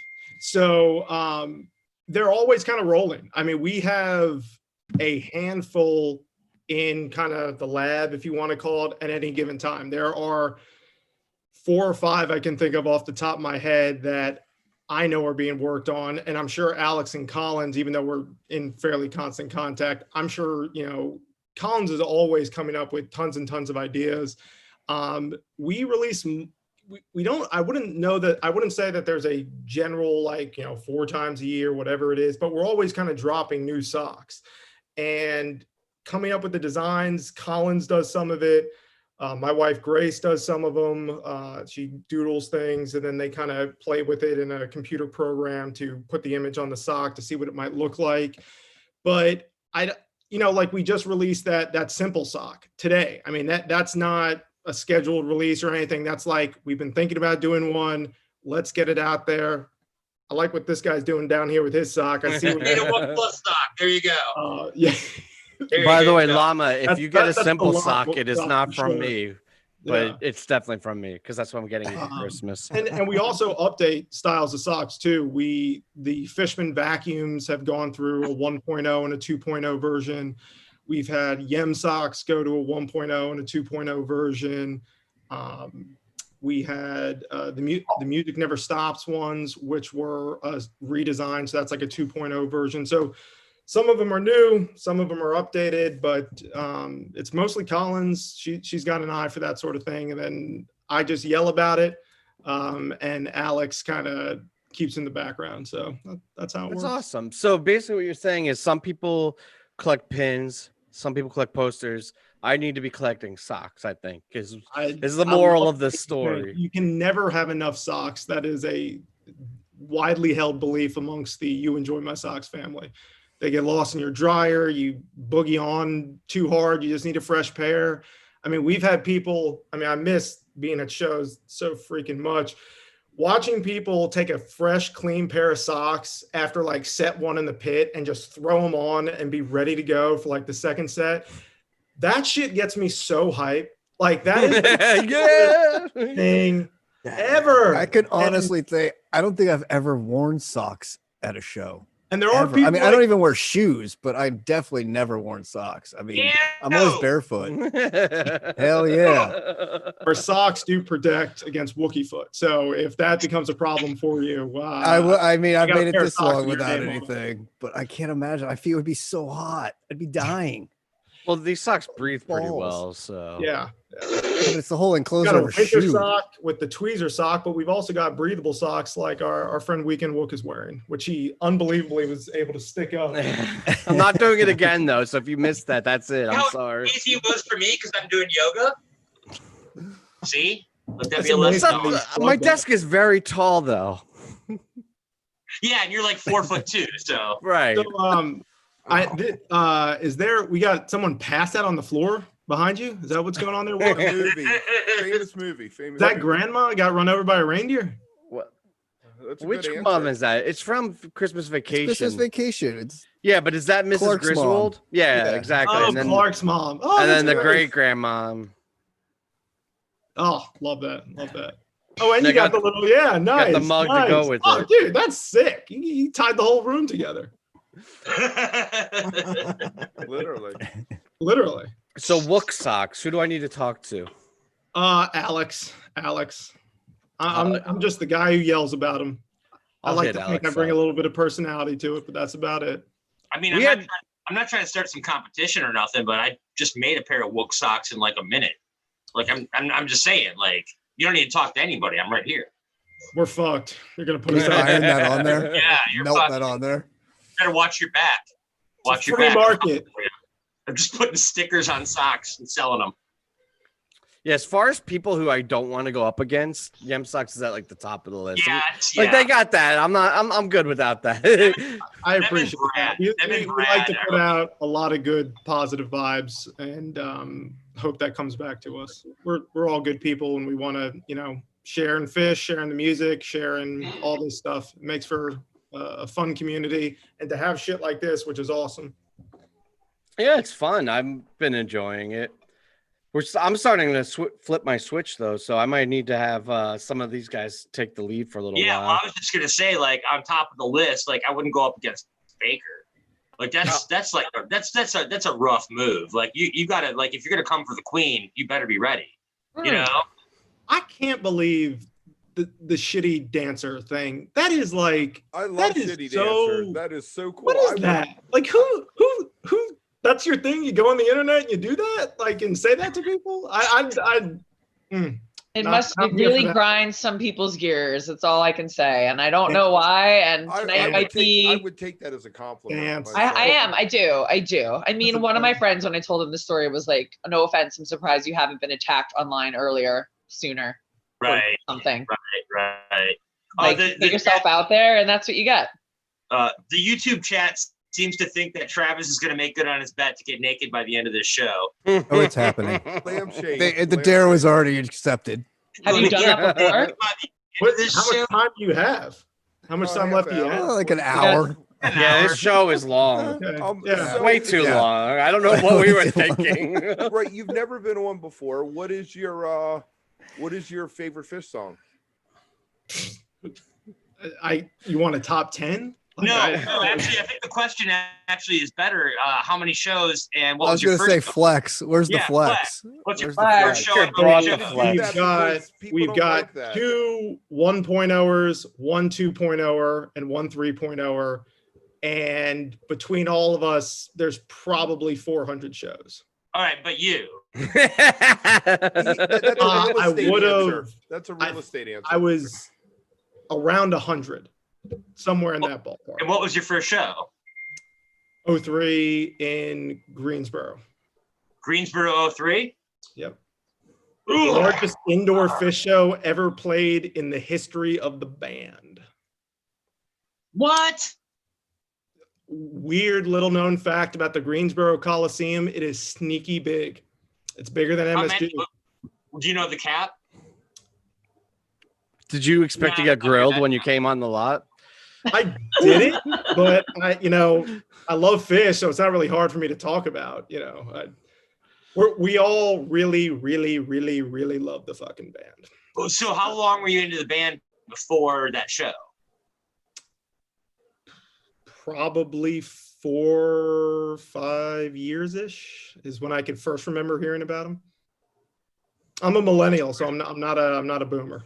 Oh, I mean, you're in good company here. I mean, nobody's judging you. I mean, you just I'm judging you. Oh, yeah, Baker judges everybody. If you walk on a late night show, what Fish song would they play as your walk on music? Oh shit! Ooh, good one. He really is witty. It's true. He brings a lot. Sometimes it takes a while to get to the diamonds. You gotta exactly. Coal, you gotta sip through it. But also, I want to point out, while he's being witty, his microphone is now pointed sideways, and he's not talking to me. That's the problem, right? Level. You get to the level of intoxication where he's witty and nothing else works, but. Damn it! I should have told him. You didn't let him answer the question. What was your walking song, Matt? It's not a good walkout song. I'd come out to Yem. I'm just like holy grail of Fish songs for me. Would you come out? See, I've always said I would come out if my walk-up music. I would start at the build. Yeah, I always say that my go-to karaoke song. I would Yem vocal jam the shit out of a bar and just shut it down. Just shut it down for like the one or two people. Yeah, because no one wants to listen to a goddamn vocal jam. No one would want it except for like 45 minutes in the corner. 45 minutes later, you play the whole Yem jam beforehand without the singing. Minutes, just pretending like you're gonna sing. Yeah, like walkout. You could so easily say like Tweezer, First Tube, something like that. Nah, just fuck with them. Yem right out of the gate. There was a bar in I would be Sand. Yeah, Carini, I think is the best. I would do song. Sand is a good answer. Sand's good. Sand's my song. Yeah, that song saves That's a my good ass one. every time I'm at a show and it gets played because I always have my ass handed to me. I would have run First song ever written. Maybe I had too much too fast. Oh, that's perfect. Down. I'd walk out to Shakedown. Oh, my friends got married and they did walk out to Shakedown. Oh, Their really? first song. I have friends that when they got married, after they were walking back down the aisle, they played Free. And I was like, that song's about somebody killing their wife on their honeymoon, right? Wait. That's not actually what that song's about, though. Is that song about that? Song's about. No. Yes, Tom had a dream. I've heard the interviews, and he dreamed Heard this that he as threw well. his wife off the ship. King Call Tom. No, but No way. I asked Tom about that, and he said that that's one interpretation that he's heard. But when he writes the songs, he doesn't give a meaning. Although now I'm saying that out loud, sounds like a pocketed answer. Like he probably wrote it about murdering somebody, but then he came up with the. You know what? Actually, you're right, Kev. I think Tom was just covering his tracks. You've heard that, Matt? Yes, I have. I heard about the interview, what he was referencing. Yeah. But I also, Fish, so much of their music has double meanings like, and stuff. Get the fuck out of here.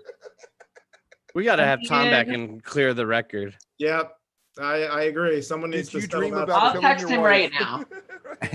Well, you're in charge of our PR and outreach now. Can you see if you can jump on real quick? He's probably not doing anything. As the only licensed attorney on here, I might need to tell Tom to keep his mouth shut. Tom might need to not say a damn thing at all. Actually, now that there are a lot of fish Twitter attorneys, though. I'm sure Tom would have. I love that. I think that's it's amazing. It's probably the #1 profession. Are you a lawyer? I didn't even know that. I brought that up, but I know there's a lot. Technically, I am a lawyer in the state of New York and Florida. Technically. Wow. Are you not practice, but you have? I don't Are you like my practice. cousin Vinny? You're technically a lawyer. I'm a lawyer. I feel like Kev, with all these lawyers, you could easily get Wook Court off the ground. Look at all these lawyers around here. Oh yeah, Chilwig's a lawyer. There's a lot of lawyers. Har. Rick, Harley. Yeah. Wolf. Tons. Yeah. I'm a lawyer if there's absolutely no follow-up questions or any details to be asked. Where'd you go to law school? I said no questions. Psychedelic state. No question. By the way, I love the YouTube chat. David Nay let us know that the capacity of your venue is 23,500. There we go. Wow.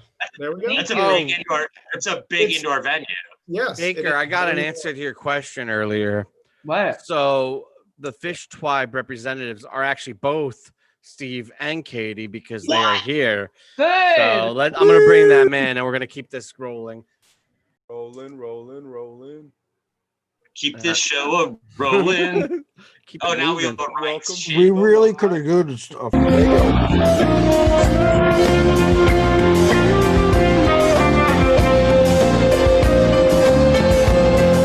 Please welcome to the lot, Fish Tribe.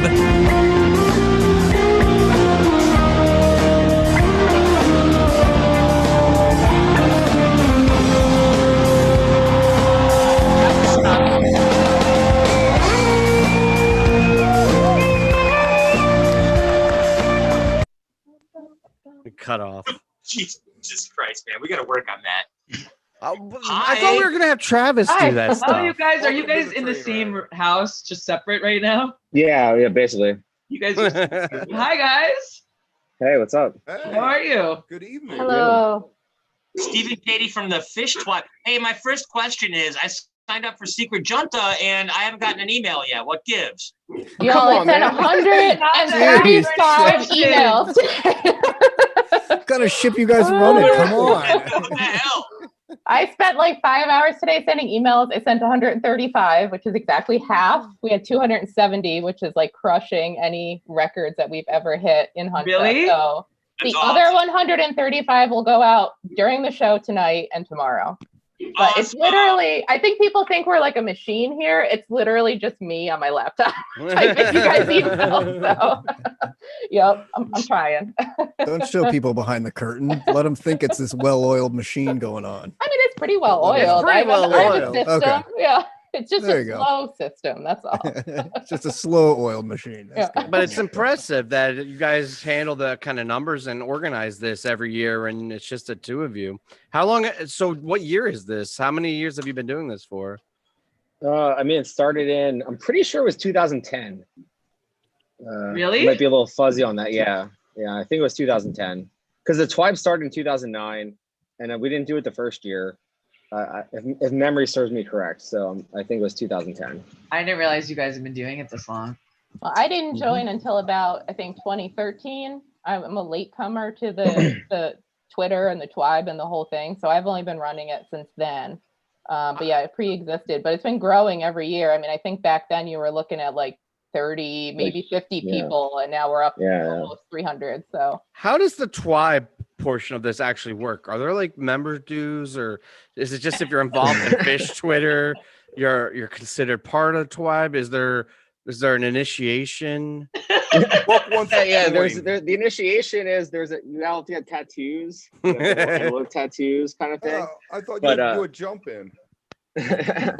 but no, I mean, back in the day, I mean, it's changed now. Like in the original beginning, back when Twitter started in 08, right? It was late 07, 2008. So when we started the Twibe in 09, it was just not that many people. There wasn't that many. There's a bunch of Fish fans, same as there were today, pretty much, but like not that many on Twitter. So it just became this thing where like we would meet up at shows because we were on Twitter and we were all fine with each other, and like the signal to noise ratio was pretty low as far as like who was on the platform and who was a Fish fan. And then as time went on, probably around like 2015 or so, like give or take, like was so many Fish fans on Twitter, it became bigger than itself, if that kind of makes sense. Like it was a very connected small group for the first couple of years.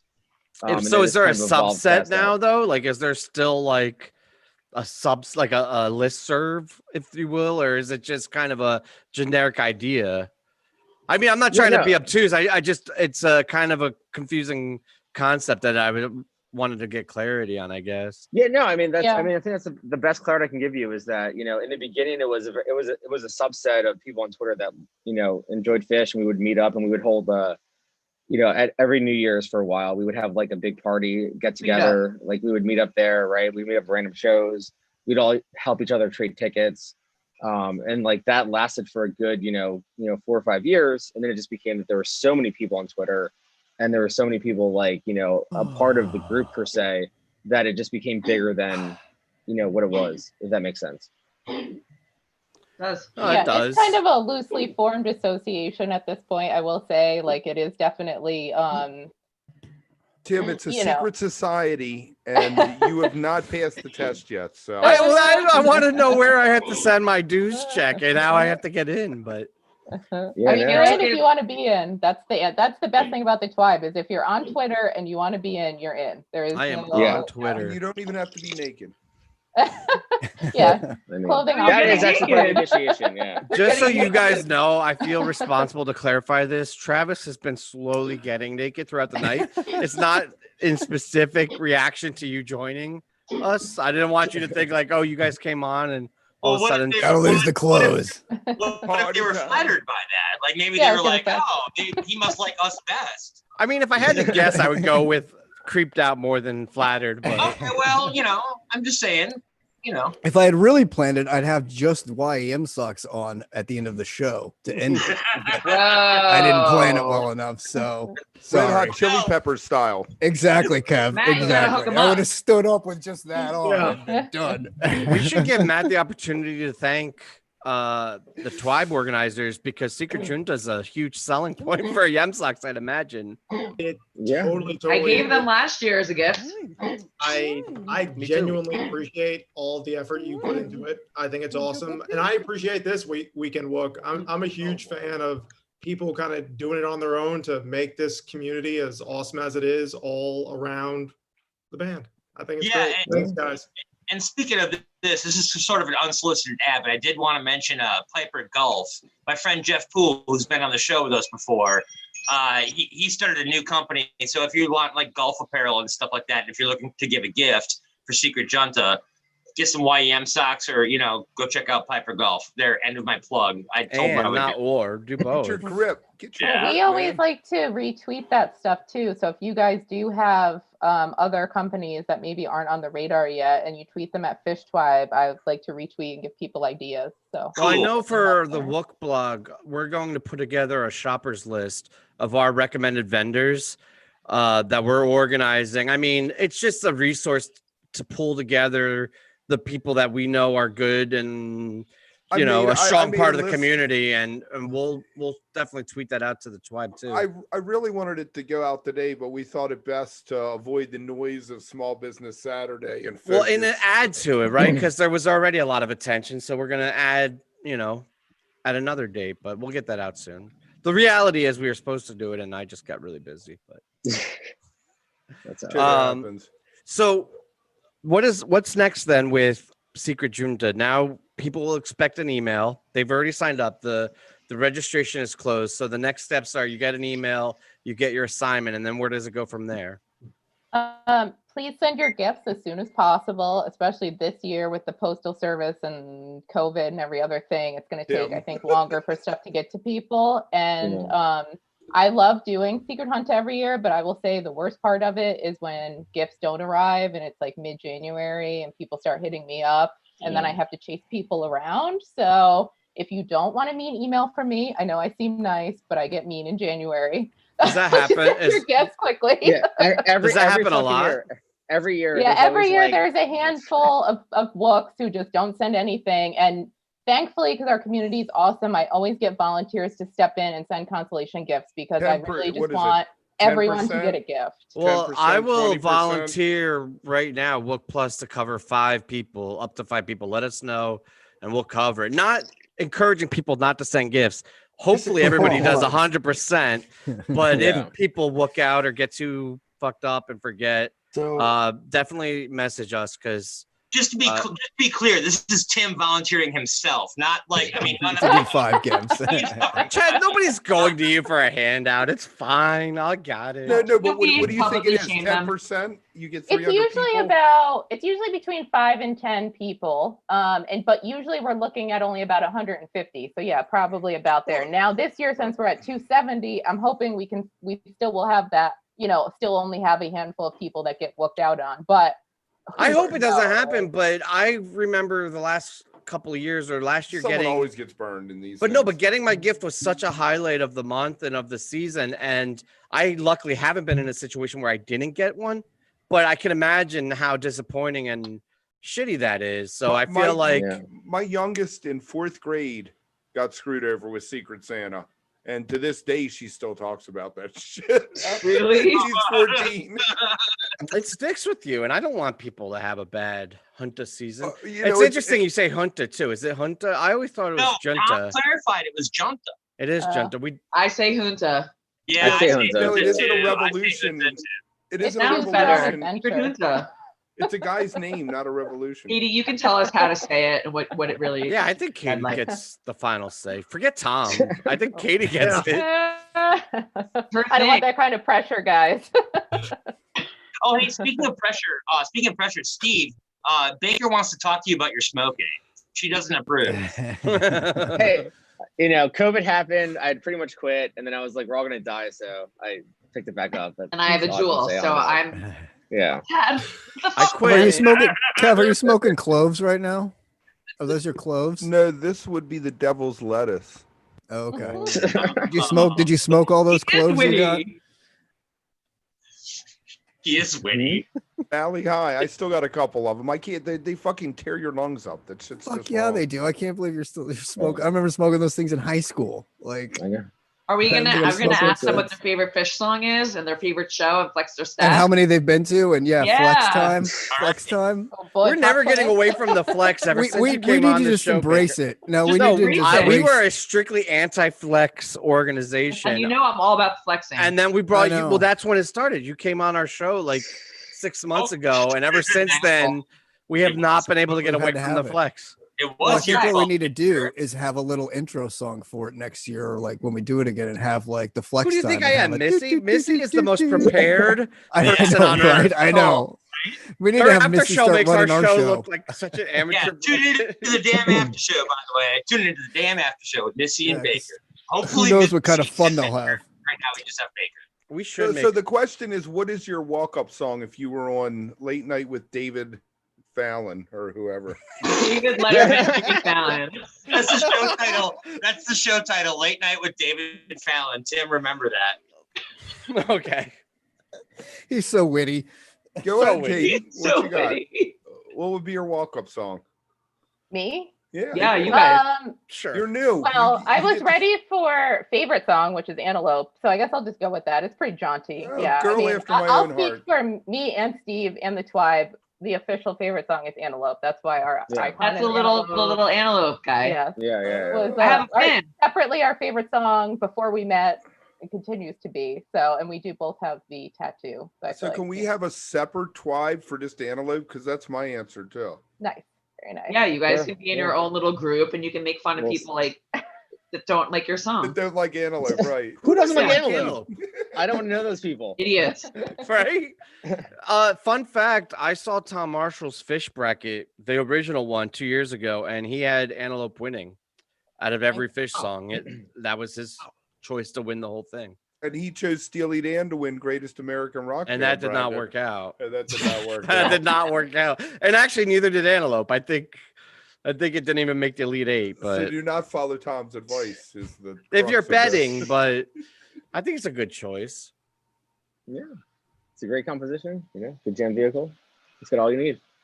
Okay, so how many shows have you guys been to? Is that the question? Is that flex? That's flex. How many shows? What's your first show and how many shows have you been to?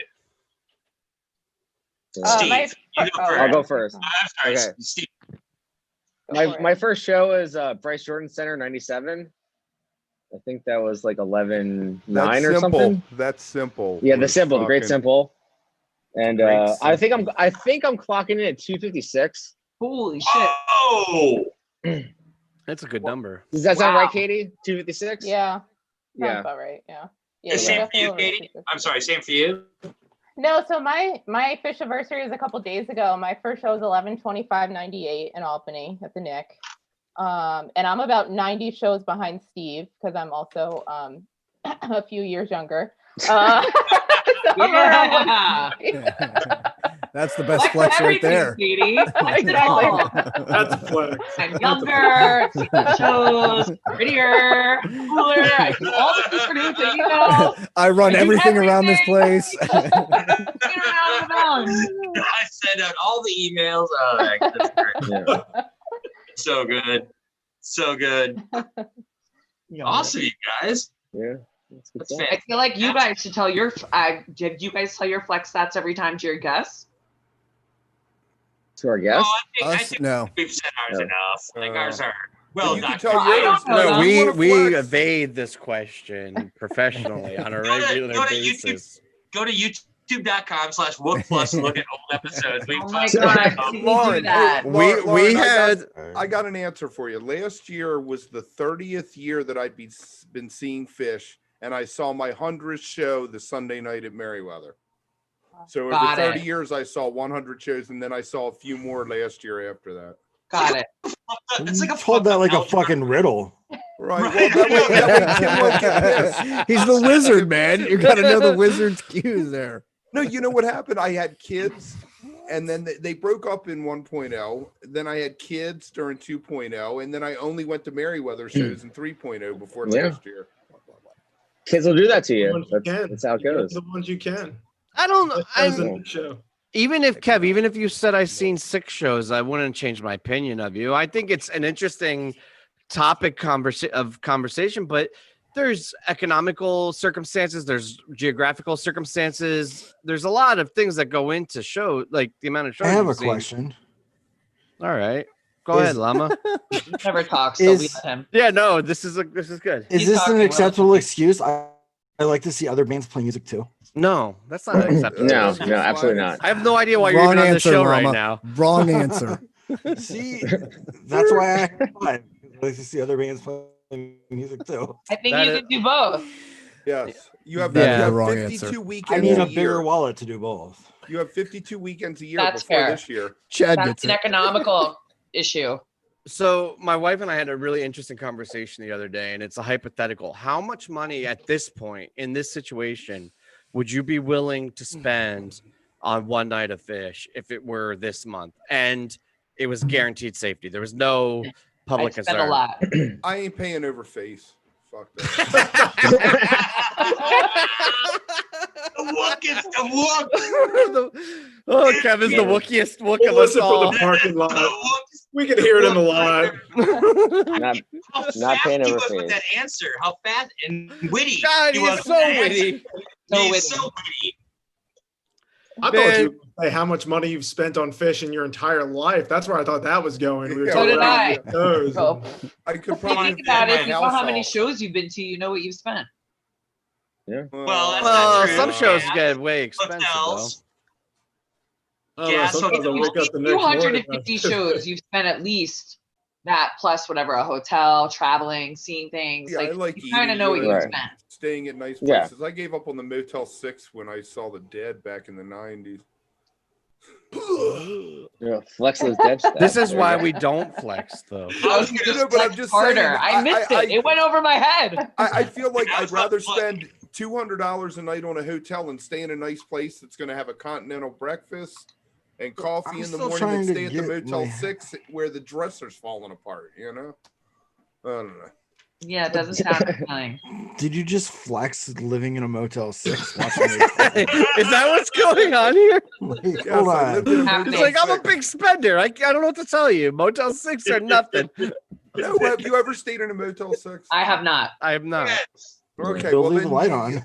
You're I've laughing. stayed in some crappy places, but I've not a slept on the hotel. floor of the Hotel Penn with cockroaches though. That's pretty fucked I up. slept Yeah, in I've a been there. gravel in So Fox. fan art, River. basically? In Is what- Hampton, Yeah, Fan Virginia. Art's room basically. It was actually Pete's room. I slept on Love the floor of him. his room, and we woke up. There was like 5 cockroaches in the bathroom because Hotel Penn is a disgusting. Yikes. Yeah. In New Orleans one year, we opened the fridge and there were cockroaches in the fridge crawling across the bread we had dosed that we were going to take Those with are us. some fucked up cockroaches. No Like way. cockroaches. They can survive anything. I mean, they can survive a dose or two. They're good. My brother and I drove down to New Orleans for this isn't fish related. It was 2000. We saw him in '96, but we went down for Jazz Fest in 2000 in New Orleans. We're driving down there, and my car breaks down along the way. So we wind up selling the car and hitchhiking the rest of the way to New Orleans and camped in some dude's backyard for all of Jazz Fest. Doesn't No Mo way. have a song about that? I feel like there's a Mo song with those exact lyrics. It should be. Well, you know what? We ran into Mo that weekend, and I told him the whole story. I sold my car and hitchhiked the rest of the way. Yeah, no, but it's a literal story. And then Sounds like a Mo song. But by the time we got home, I'm just gonna say, by the time we got home, we were in the black. We made money. I wanna say shout out to Jason because he is very talented with his compositions. And if for those of you who don't know, Chad's brother Jason wrote the original theme music for the lot, and then on Halloween did the Halloween arrangement, which was brilliant. And then for today's show, did the Christmas holiday version. We'll play it again at the end of the show, but huge shout out to Jason. Your work is incredible and very much appreciated. Our show would not be the same without your contributions. I had to get that out because he's awesome. Yeah, What were you selling, Chad? And by the way, I already told Jason that he needs to get work on the Valentine's Day and the St. Patrick's Day theme song. So he's and the aware Old of Lang that. Syne version too. Yeah. Oh, yeah. We should get a New Year's version. I didn't even think of that. Jason, you're listening. I know. Get on the New Year's one because we'll. You know what? We'll increase your rate by 15% next time. 30. Make it 30. 30% of zero is still zero. You got it. So I have a question for you guys. All right. Are you guys familiar with This Week on Lot, the podcast? I'm not. Who does that? No one does it now. It doesn't exist now. It used to exist back in the day. It was the original Fish podcast. Who was it? It was me. Oh, nice. You want to start it up again? Yes. No, absolutely not. No. I'm done doing that. Why do you think about that for a second? Steve, are you still podcasting? No, I stopped podcasting. Yeah. But, no, I mean, I was a little curious because I saw your thing with the weekend look and the lot thing and like that was called This Week on Lot, and we used to have lot reports and people would call in to 419 no Wooks was like our number. There's no and they would leave original lot idea. reports. Well, if it makes you feel better, about 2 months after we started this lot, Spotify decided to call their playlist the lot, which is some bullshit. Yeah. And I'm pretty sure they knew about like what we do because like it's a small world. Like we think, oh no, it's Spotify, but like there's some nerd that's like running their jam band playlists who's definitely on Fish Twitter and definitely knows about us. Like this, we're looking for them. We're looking for you. Apparently, we stole it from you though, so I apologize about that. No, like that's legit. Like that was my plan this summer. I was gonna pick up tour on Deer Creek and do a podcast and a broadcast and like do the whole East Coast tour and do that idea that I would have been stealing from you apparently. Well, because it feels kind of familiar. Like I feel like I mean, but it's what I'm getting at is, God damn it, do you want to do it together when they go back on tour? You and me, Steve? Chad, you know that we're going to keep the show going on the actual lot. That's the idea. We'll be broadcasting from the actual lot when we're actually on the lot. No, we had this. We were doing production calls to come up with stupid content and blog posts and shit. And we like 5 minutes into it, we're all wooks. We'd like smoke a bowl or drink, and 5 minutes into it, we'd be shooting the shit and having fun. And we're like, hey, this is funny. We should do this live. And that's kind of where this came together. And then, but no, hopefully we'll be doing this live on the actual lot. And yeah, if you want to come on and be part of it, that'd be cool. For sure, man. Yeah, it was always fun. Any show we're at the lot, come in. Like definitely. I'm never missing a fish show again. I'll tell you that. I don't care. After this year, even if I have to just sit in the lot, I don't care. After you hear Mama Dance open for like the 5th time, you'll be like, I don't need to go to the next show. I know every part. I say yeah, right. I said. Hey, well, that's where we just run production in the lot, and you don't have to go at every time. You can just produce the show and then go drink. We'll beer. send somebody in. I would say goes 5 into moments one in a row for a live report inside, and everybody else Exactly. hangs on the lot. Exactly. I I have a strange question. For who? So I'll start with you, Matt. We haven't talked to you in a while. Have you ever watched or listened to a show from the lot and not gone in? Have you ever been shut out? I have like the most embarrassing shutout story. I got shut out of like a 19,000 person venue. I should be like ashamed. Yeah. Lakewood in Atlanta.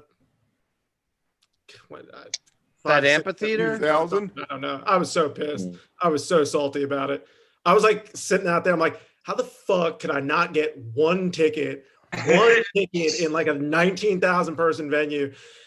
And if I'm being honest, if I recall, it is probably because the lot was flooded with like UGA frat bros and stuff. So I was pretty salty about that. And, you know, my vibes are usually real good. I was kind of pissed that night. Your vibe was off, though. Your vibe was totally off. You were, yeah. All right. Steve, ever been shut out? New Year's Eve 2002. It was the only show I didn't get into. Oh. Bummer.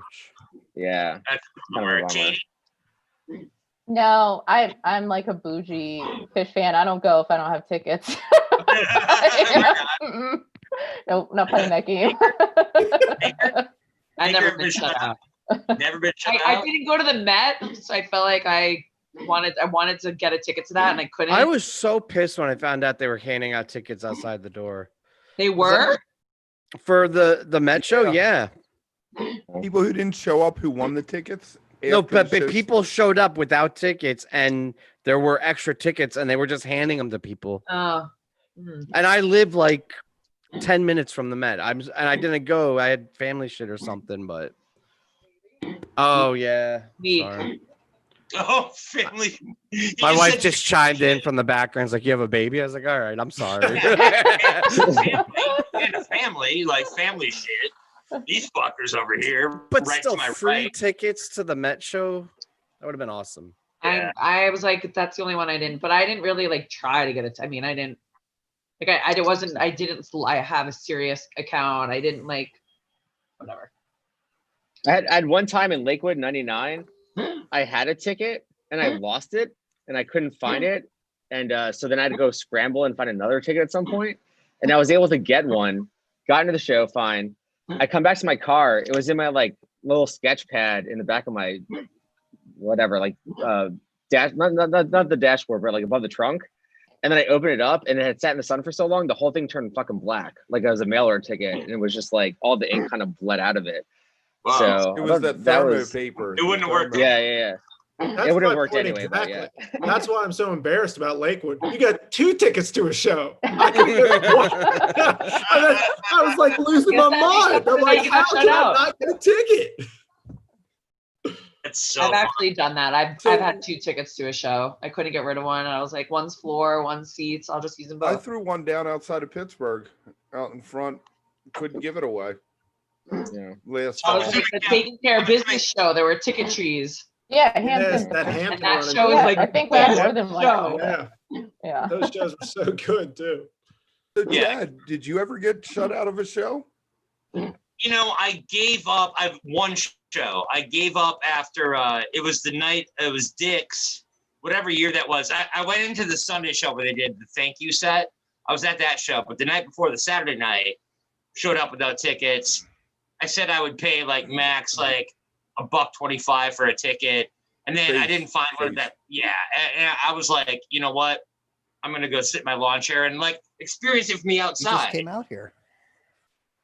Yeah, I mean, it was actually, I really enjoyed it. I really enjoyed like just hanging in the parking lot and like looking at the Wooks that were like still hanging out like outside of the show, selling their shit. You know, a lot of shit going on too. But like, this was at Dick's, right? Is that what you said? Dick's? Yeah. Yeah, and Dick's has a great lot though, and plus it's got the camping, so like there's people there all the time. So it's not just like you're like, you know, like a lot of indoor shows. If you don't get in, you're kind of just stuck out there with sort of the people that are like, you know, selling shit or like whatever. But Dick's has a legit lot. I feel like that's where you want to get shut out. If you get shut out Tom of the Marshall's machine, favorite lot, by the way, he did say on this here show. Right, he Tom wants to have the Marshall's favorite. cannabis. Didn't he have the cannabis set up with the carpet? He said in a tent. Oh yeah, the whole glamping. The glamping, yeah. I went to a Connecticut show once and couldn't get a ticket, and then at halftime at set break, they opened up the doors to let everyone come out to smoke and didn't bother to check tickets going back in. So I walked in for the second set. When was that? What year was that? 93 at University of I was gonna Hartford. say they've done that at the old Big Mac at McNichols Arena in Denver. They used to do that, like let people out in the smoking and then never check. So if you just hop the smoking wall and you can get back in. You can still do that at small venues too. They do that all the time. Get into smoking sections. This place didn't have a wall. I mean, this place might have sat 3,000 people. It was the basketball arena for the University of Hartford. I mean, it was... yeah. I want to say it was Austin. It was Austin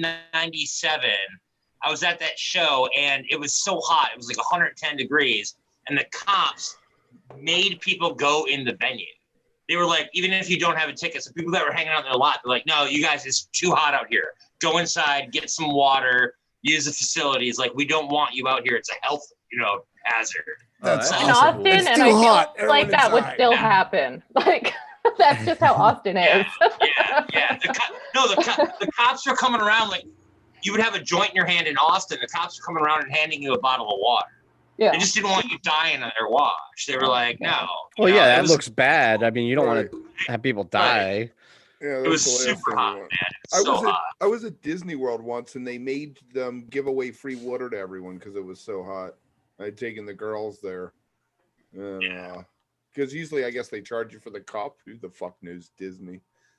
Well, those when the Dead shows in Vegas every year, the first year it was so damn hot, and then the second year they put misters around the bottom of the Sam Boyd Silver Bowl because it was so hot down there that like which didn't do shit. I mean, like you're getting more. You're wet, but you're just hot desert and heat. wet. Yeah, exactly. Which is Right. ridiculous. Then you have humidity on top of it. One of those shows was the only time I'd ever heard Jerry speak. It was so hot. In between one song, he was actually like, hey, just pass all the passed out people up front so we can get them out of the way. And that's the only time I ever heard him ever say anything at a show. It was so weird, but it was ridiculously hot. One year at RFK, they brought in the fire department and they hosed the crowd down. They stood on either side of the stage with hoses and just sprayed water. Just sprayed everybody. Sure, my dad. Those were also the days when we did the tortilla and marshmallow fights, and the marshmallows would just be melting like as you're trying to throw them, and they're just sticking on your fingers. Ew. So fun though. It's nothing like tripping and watching marshmallows like flying across. It's an environmentally safe thing. Right. It's better than glow sticks. They don't hurt and they're like fun to watch. It's so fun. Sounds disgusting though. Oh, the old marshmallow wars. They were great. And being a barefootist walking around on sticky marshmallows afterwards was fantastic. Ew. Squishy. Need some socks. Jesus Christ. That's like a foot fetish thing. Like someone who that was what I was going to say before, but I didn't realize I was muted. You guys were talking about socks. I don't know if this is going to land, but I thought it'd be worth sharing. Go for it. I was lit at Dick's the last year. And I was like, my feet were so hot. Whoever was saying you can't wear socks and shoes to a show, I was like, my feet were so miserable. So I took my shoes off. I was walking around in my socks and I went to the bathroom in my socks. Wow, that's worse than, I feel like that's worse than barefoot though, because then it'll linger with you. It was so disgusting. And then what made it really worse, and this is disgusting, but I couldn't even wash my hands because there was just puddles of water up front of the sinks, like puddles and puddles and puddles. So I went to the bathroom and I came out and I just, to avoid getting my socks wet, it's disgusting. It's like swimming at a water park. I definitely got rid of those socks. So I need a new pair. After COVID, all these stories are just grossing me out. Would gross me out a little last year, but this year it's just in my mind, I'm misting people during COVID, throwing things around, walk around bare. I don't know. I just feel like we're all gonna, or at least I'm gonna have weird PTSD at shows now. Oh, big time. Not only that, but don't you think you have to work on your social skills? I feel like I went to oh my God, he's naked. No, Travis doesn't have to work on his social skills at all. He is fine, unaffected by the pandemic. Once we all get vaccinated, though, we'll be good. No, but there is PTSD. Got vaccinated. Ugh, I don't want to talk. But there is a level of anxiety and PTSD that comes from this. It's undeniable. It might be not for everybody, but it's going to have an impact on society. And I think even just I think about standing online to get a beer or something. Even that. There's a level of uncomfortableness with now, right? It's going to be a weird reacclimation, I think, for a lot of people. Smoking joints is done. Yeah. Yeah. No, passing passing is completely going to be doing done. dippies, No, I man. don't It's a think that's whole, it's a true. whole another cesspool right now. Right, no more There's still going to be thumbprints. people that are like, "Can I have a hit? Can I have a bump?" And I I'm gonna have be a like, lick. sure. And I'm Right. gonna be like, Sharing I will little dips out of the pass. Molly bag. you know, We have little disposable Kill it. spoons. It's yours. Like, Finish you know. it. Finish it. here, Baggies. oh, We better invest in baggies. If we all knew, we could have invested in Zoom. We had no idea. That's like I have a Right. buddy who was a germaphobe even before all this, and his solution was just to bring like 24 joints to a show or like Here you go, 16 babe, joints, you also release it. and he would light it, smoke like a couple hits, and then pass it, but never expecting take it back. He would never receive. He would only pass, and he was a very generous guy. He was kind of like a Santa of our section. he was a top. Oh, Right. I feel like that's the solution, though. That's what you have to do. If you don't feel comfortable getting it back, you just, oh, come on, Kev. Your wit has gone too Oh, far okay. now. I think we're laughing at Travis right now. I think honestly, like it's not like I'm looking at Travis right now and I'm fucking dying. Somebody's I am throwing dying. rings at him, too, which is even I weirder. know that's what I'm dying at. 'Cause I saw this happening while you were telling your story. When do we cancel this show? Sponsors are pulling as we speak. We can get you. I know where you can get some socks. Like we got some new socks. I mean, throw those old nasty ones out. Like those are done. Like ew. We got you on some new ones. Just get I got to those out. send these guys some socks. I think that's Oh. what we need. Come on. What is all the need some puppy's socks. name? You're muted. Muted. Somebody Baker, you're unmute her. muted. I don't know Me. how. It was me. I have my thing muted. This is Roxy. She's Hey, just turned Roxy. 16. It's Foxy How old? Roxy. 16. Whoa, 16. She looks great. Good. She's old as fuck. Foxy Baker, what Roxy. happened to Missy? Is she coming? Yeah, where's Missy? She was making dinner for people, and I think it went too late, so she What couldn't was make she it on. making? I don't know. Because I like food. You I'm a guys are big gonna fan. go on tonight after the show, though, right? But the goal is to go on. I told her I was a maybe, but this loosened me up. Well, everybody tune in for the after show. If Missy and Or Baker, not. no, if Missy and Baker don't show up, Travis will be there naked. I was with gonna his say I'm antlers. coming anyway. I'm Are you coming, coming? Baker. 'Cause we Like, could oh use yeah. guests. And you Oh, can for call sure. me. I'll You show can up. call me. Who knows what I'll show have on up. at that point? Now it's Yeah, no, more naked. Kev's wit will Hopefully just- expire in an hour. No, not at all. Especially Yeah, after we'll that be there for Hampton the show. beginning Can we for talk sure. about the show tonight, or are we all no spoilers? Yeah, let's go. Talk about it. That'll close us I'm gonna out. leave if you're gonna talk about it, but in the Okay, nicest way. How are we All right. spoiling something from 1997 to this? No, because I don't look at the set list, so I don't know what they played. I was wanna- there. Kev, so- I want to ask you a question though. Yeah. What's your take Flex on those stats. what's your take on the bracket matchup tonight? I Night think one the versus night the two. first night was infinitely better. 4 songs, second set, Coyote encore, emotional rescue to open for 15 minutes. So you're 11. Oh, that was the first night. Okay. I had a mystical experience that night. I swear that I met someone. I met someone there. Oh, hung that's out with the her show. whole The show. mystical lady was from Yes, that show. yes. I hung out with her the whole show. She showed up during emotional rescue. We walked out together after the show. I turned around. She was gone. I've never seen her again. No way. Yeah. So that Was that the one? Was she the one? Yes. Yeah. That was like, and that That's so night was- tragic. Right, I know. it's 13 songs they did that night, and I wrote a 14 poem sonnet sequence. And Did you sign up for Hunter? Did you sign up for Hunter? Maybe we'll get her in Hunter. Ever Maybe. find her? You don't even know any. You know anything about her? No, Can we I find her I for don't you? even remember her name.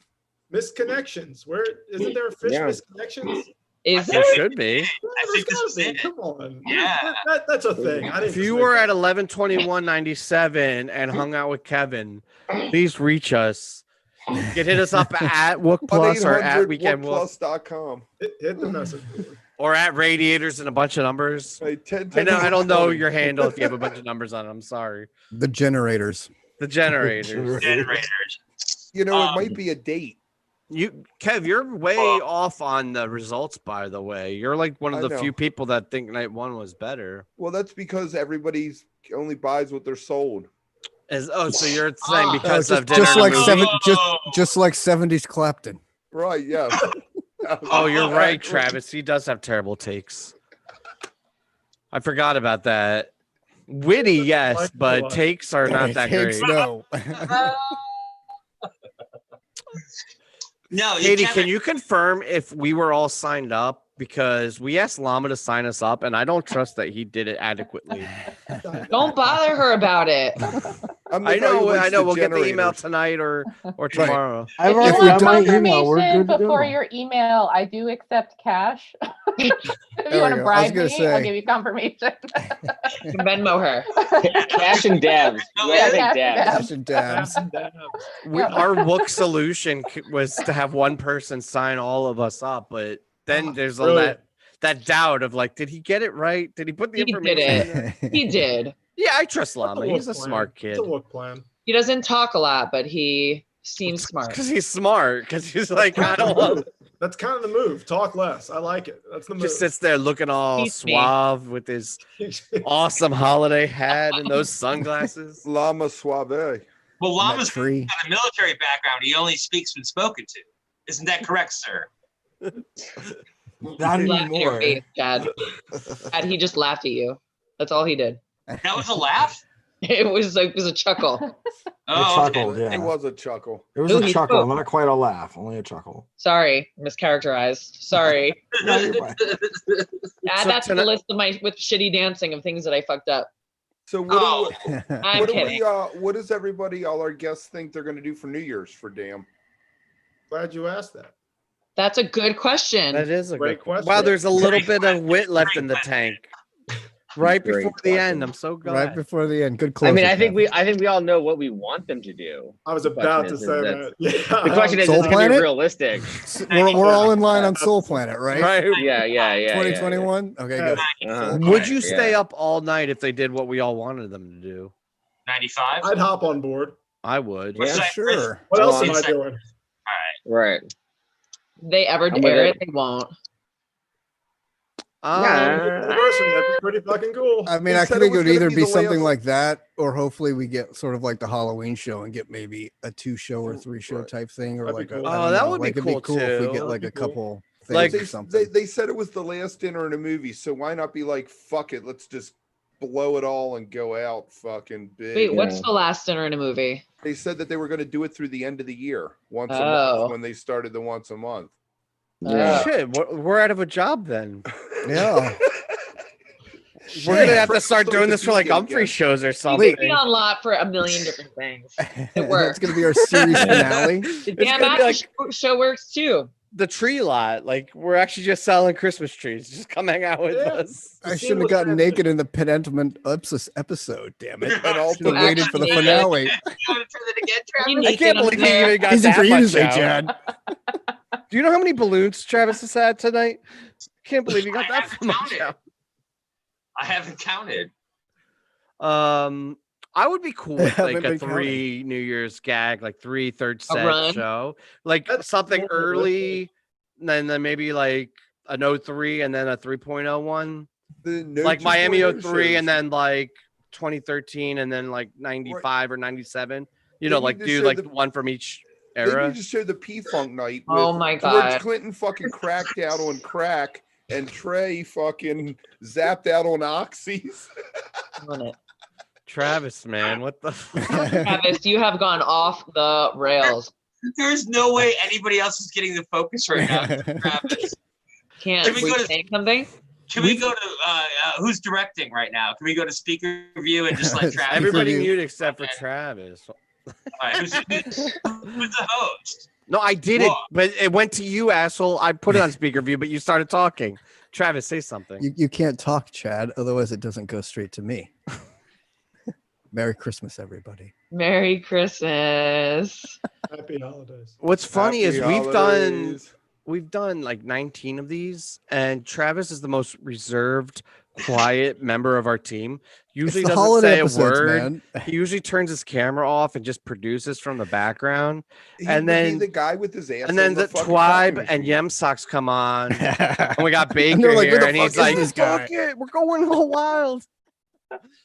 I It's a like it. holiday I show, think. I mean, man. I would have signed on Come earlier on. if I knew there was nudity. Chris, can I make a request? Right? Everybody was. I Who's honestly, making a thought, request? my shitty Christmas T-shirt was gonna like win the night, but no, I'm No, he's No. naked. so wrong. No, actually, yeah, it's a tough between Matt and Travis. It goes to It's Travis. really because I banged my head earlier. How am I Where is gonna it? Right beat this there, guy? and that He's set me naked all with off. him. This is a whole What Wizard of happened? Oz Hey, thing tonight. Travis, Skoy got the screenshot of the speaker view, by the way. Oh, So sweet. it will be out in the Nice. Twitterverse. That's going to be our Are new you wearing cover photo. pants? Guys, I should have I at just- least flipped my unicorn or my reindeer antlers. Are you up. wearing? that's Are much you better. wearing pants?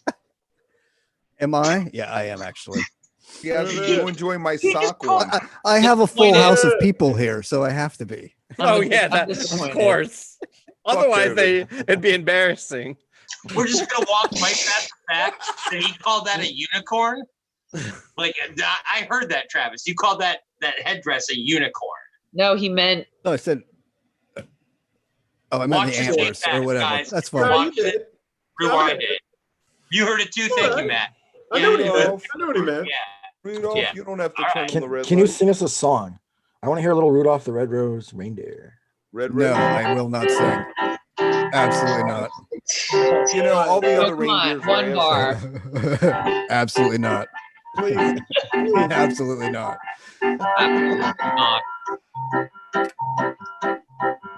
You have All to right. sing too, but you're smoking, so you can't do both.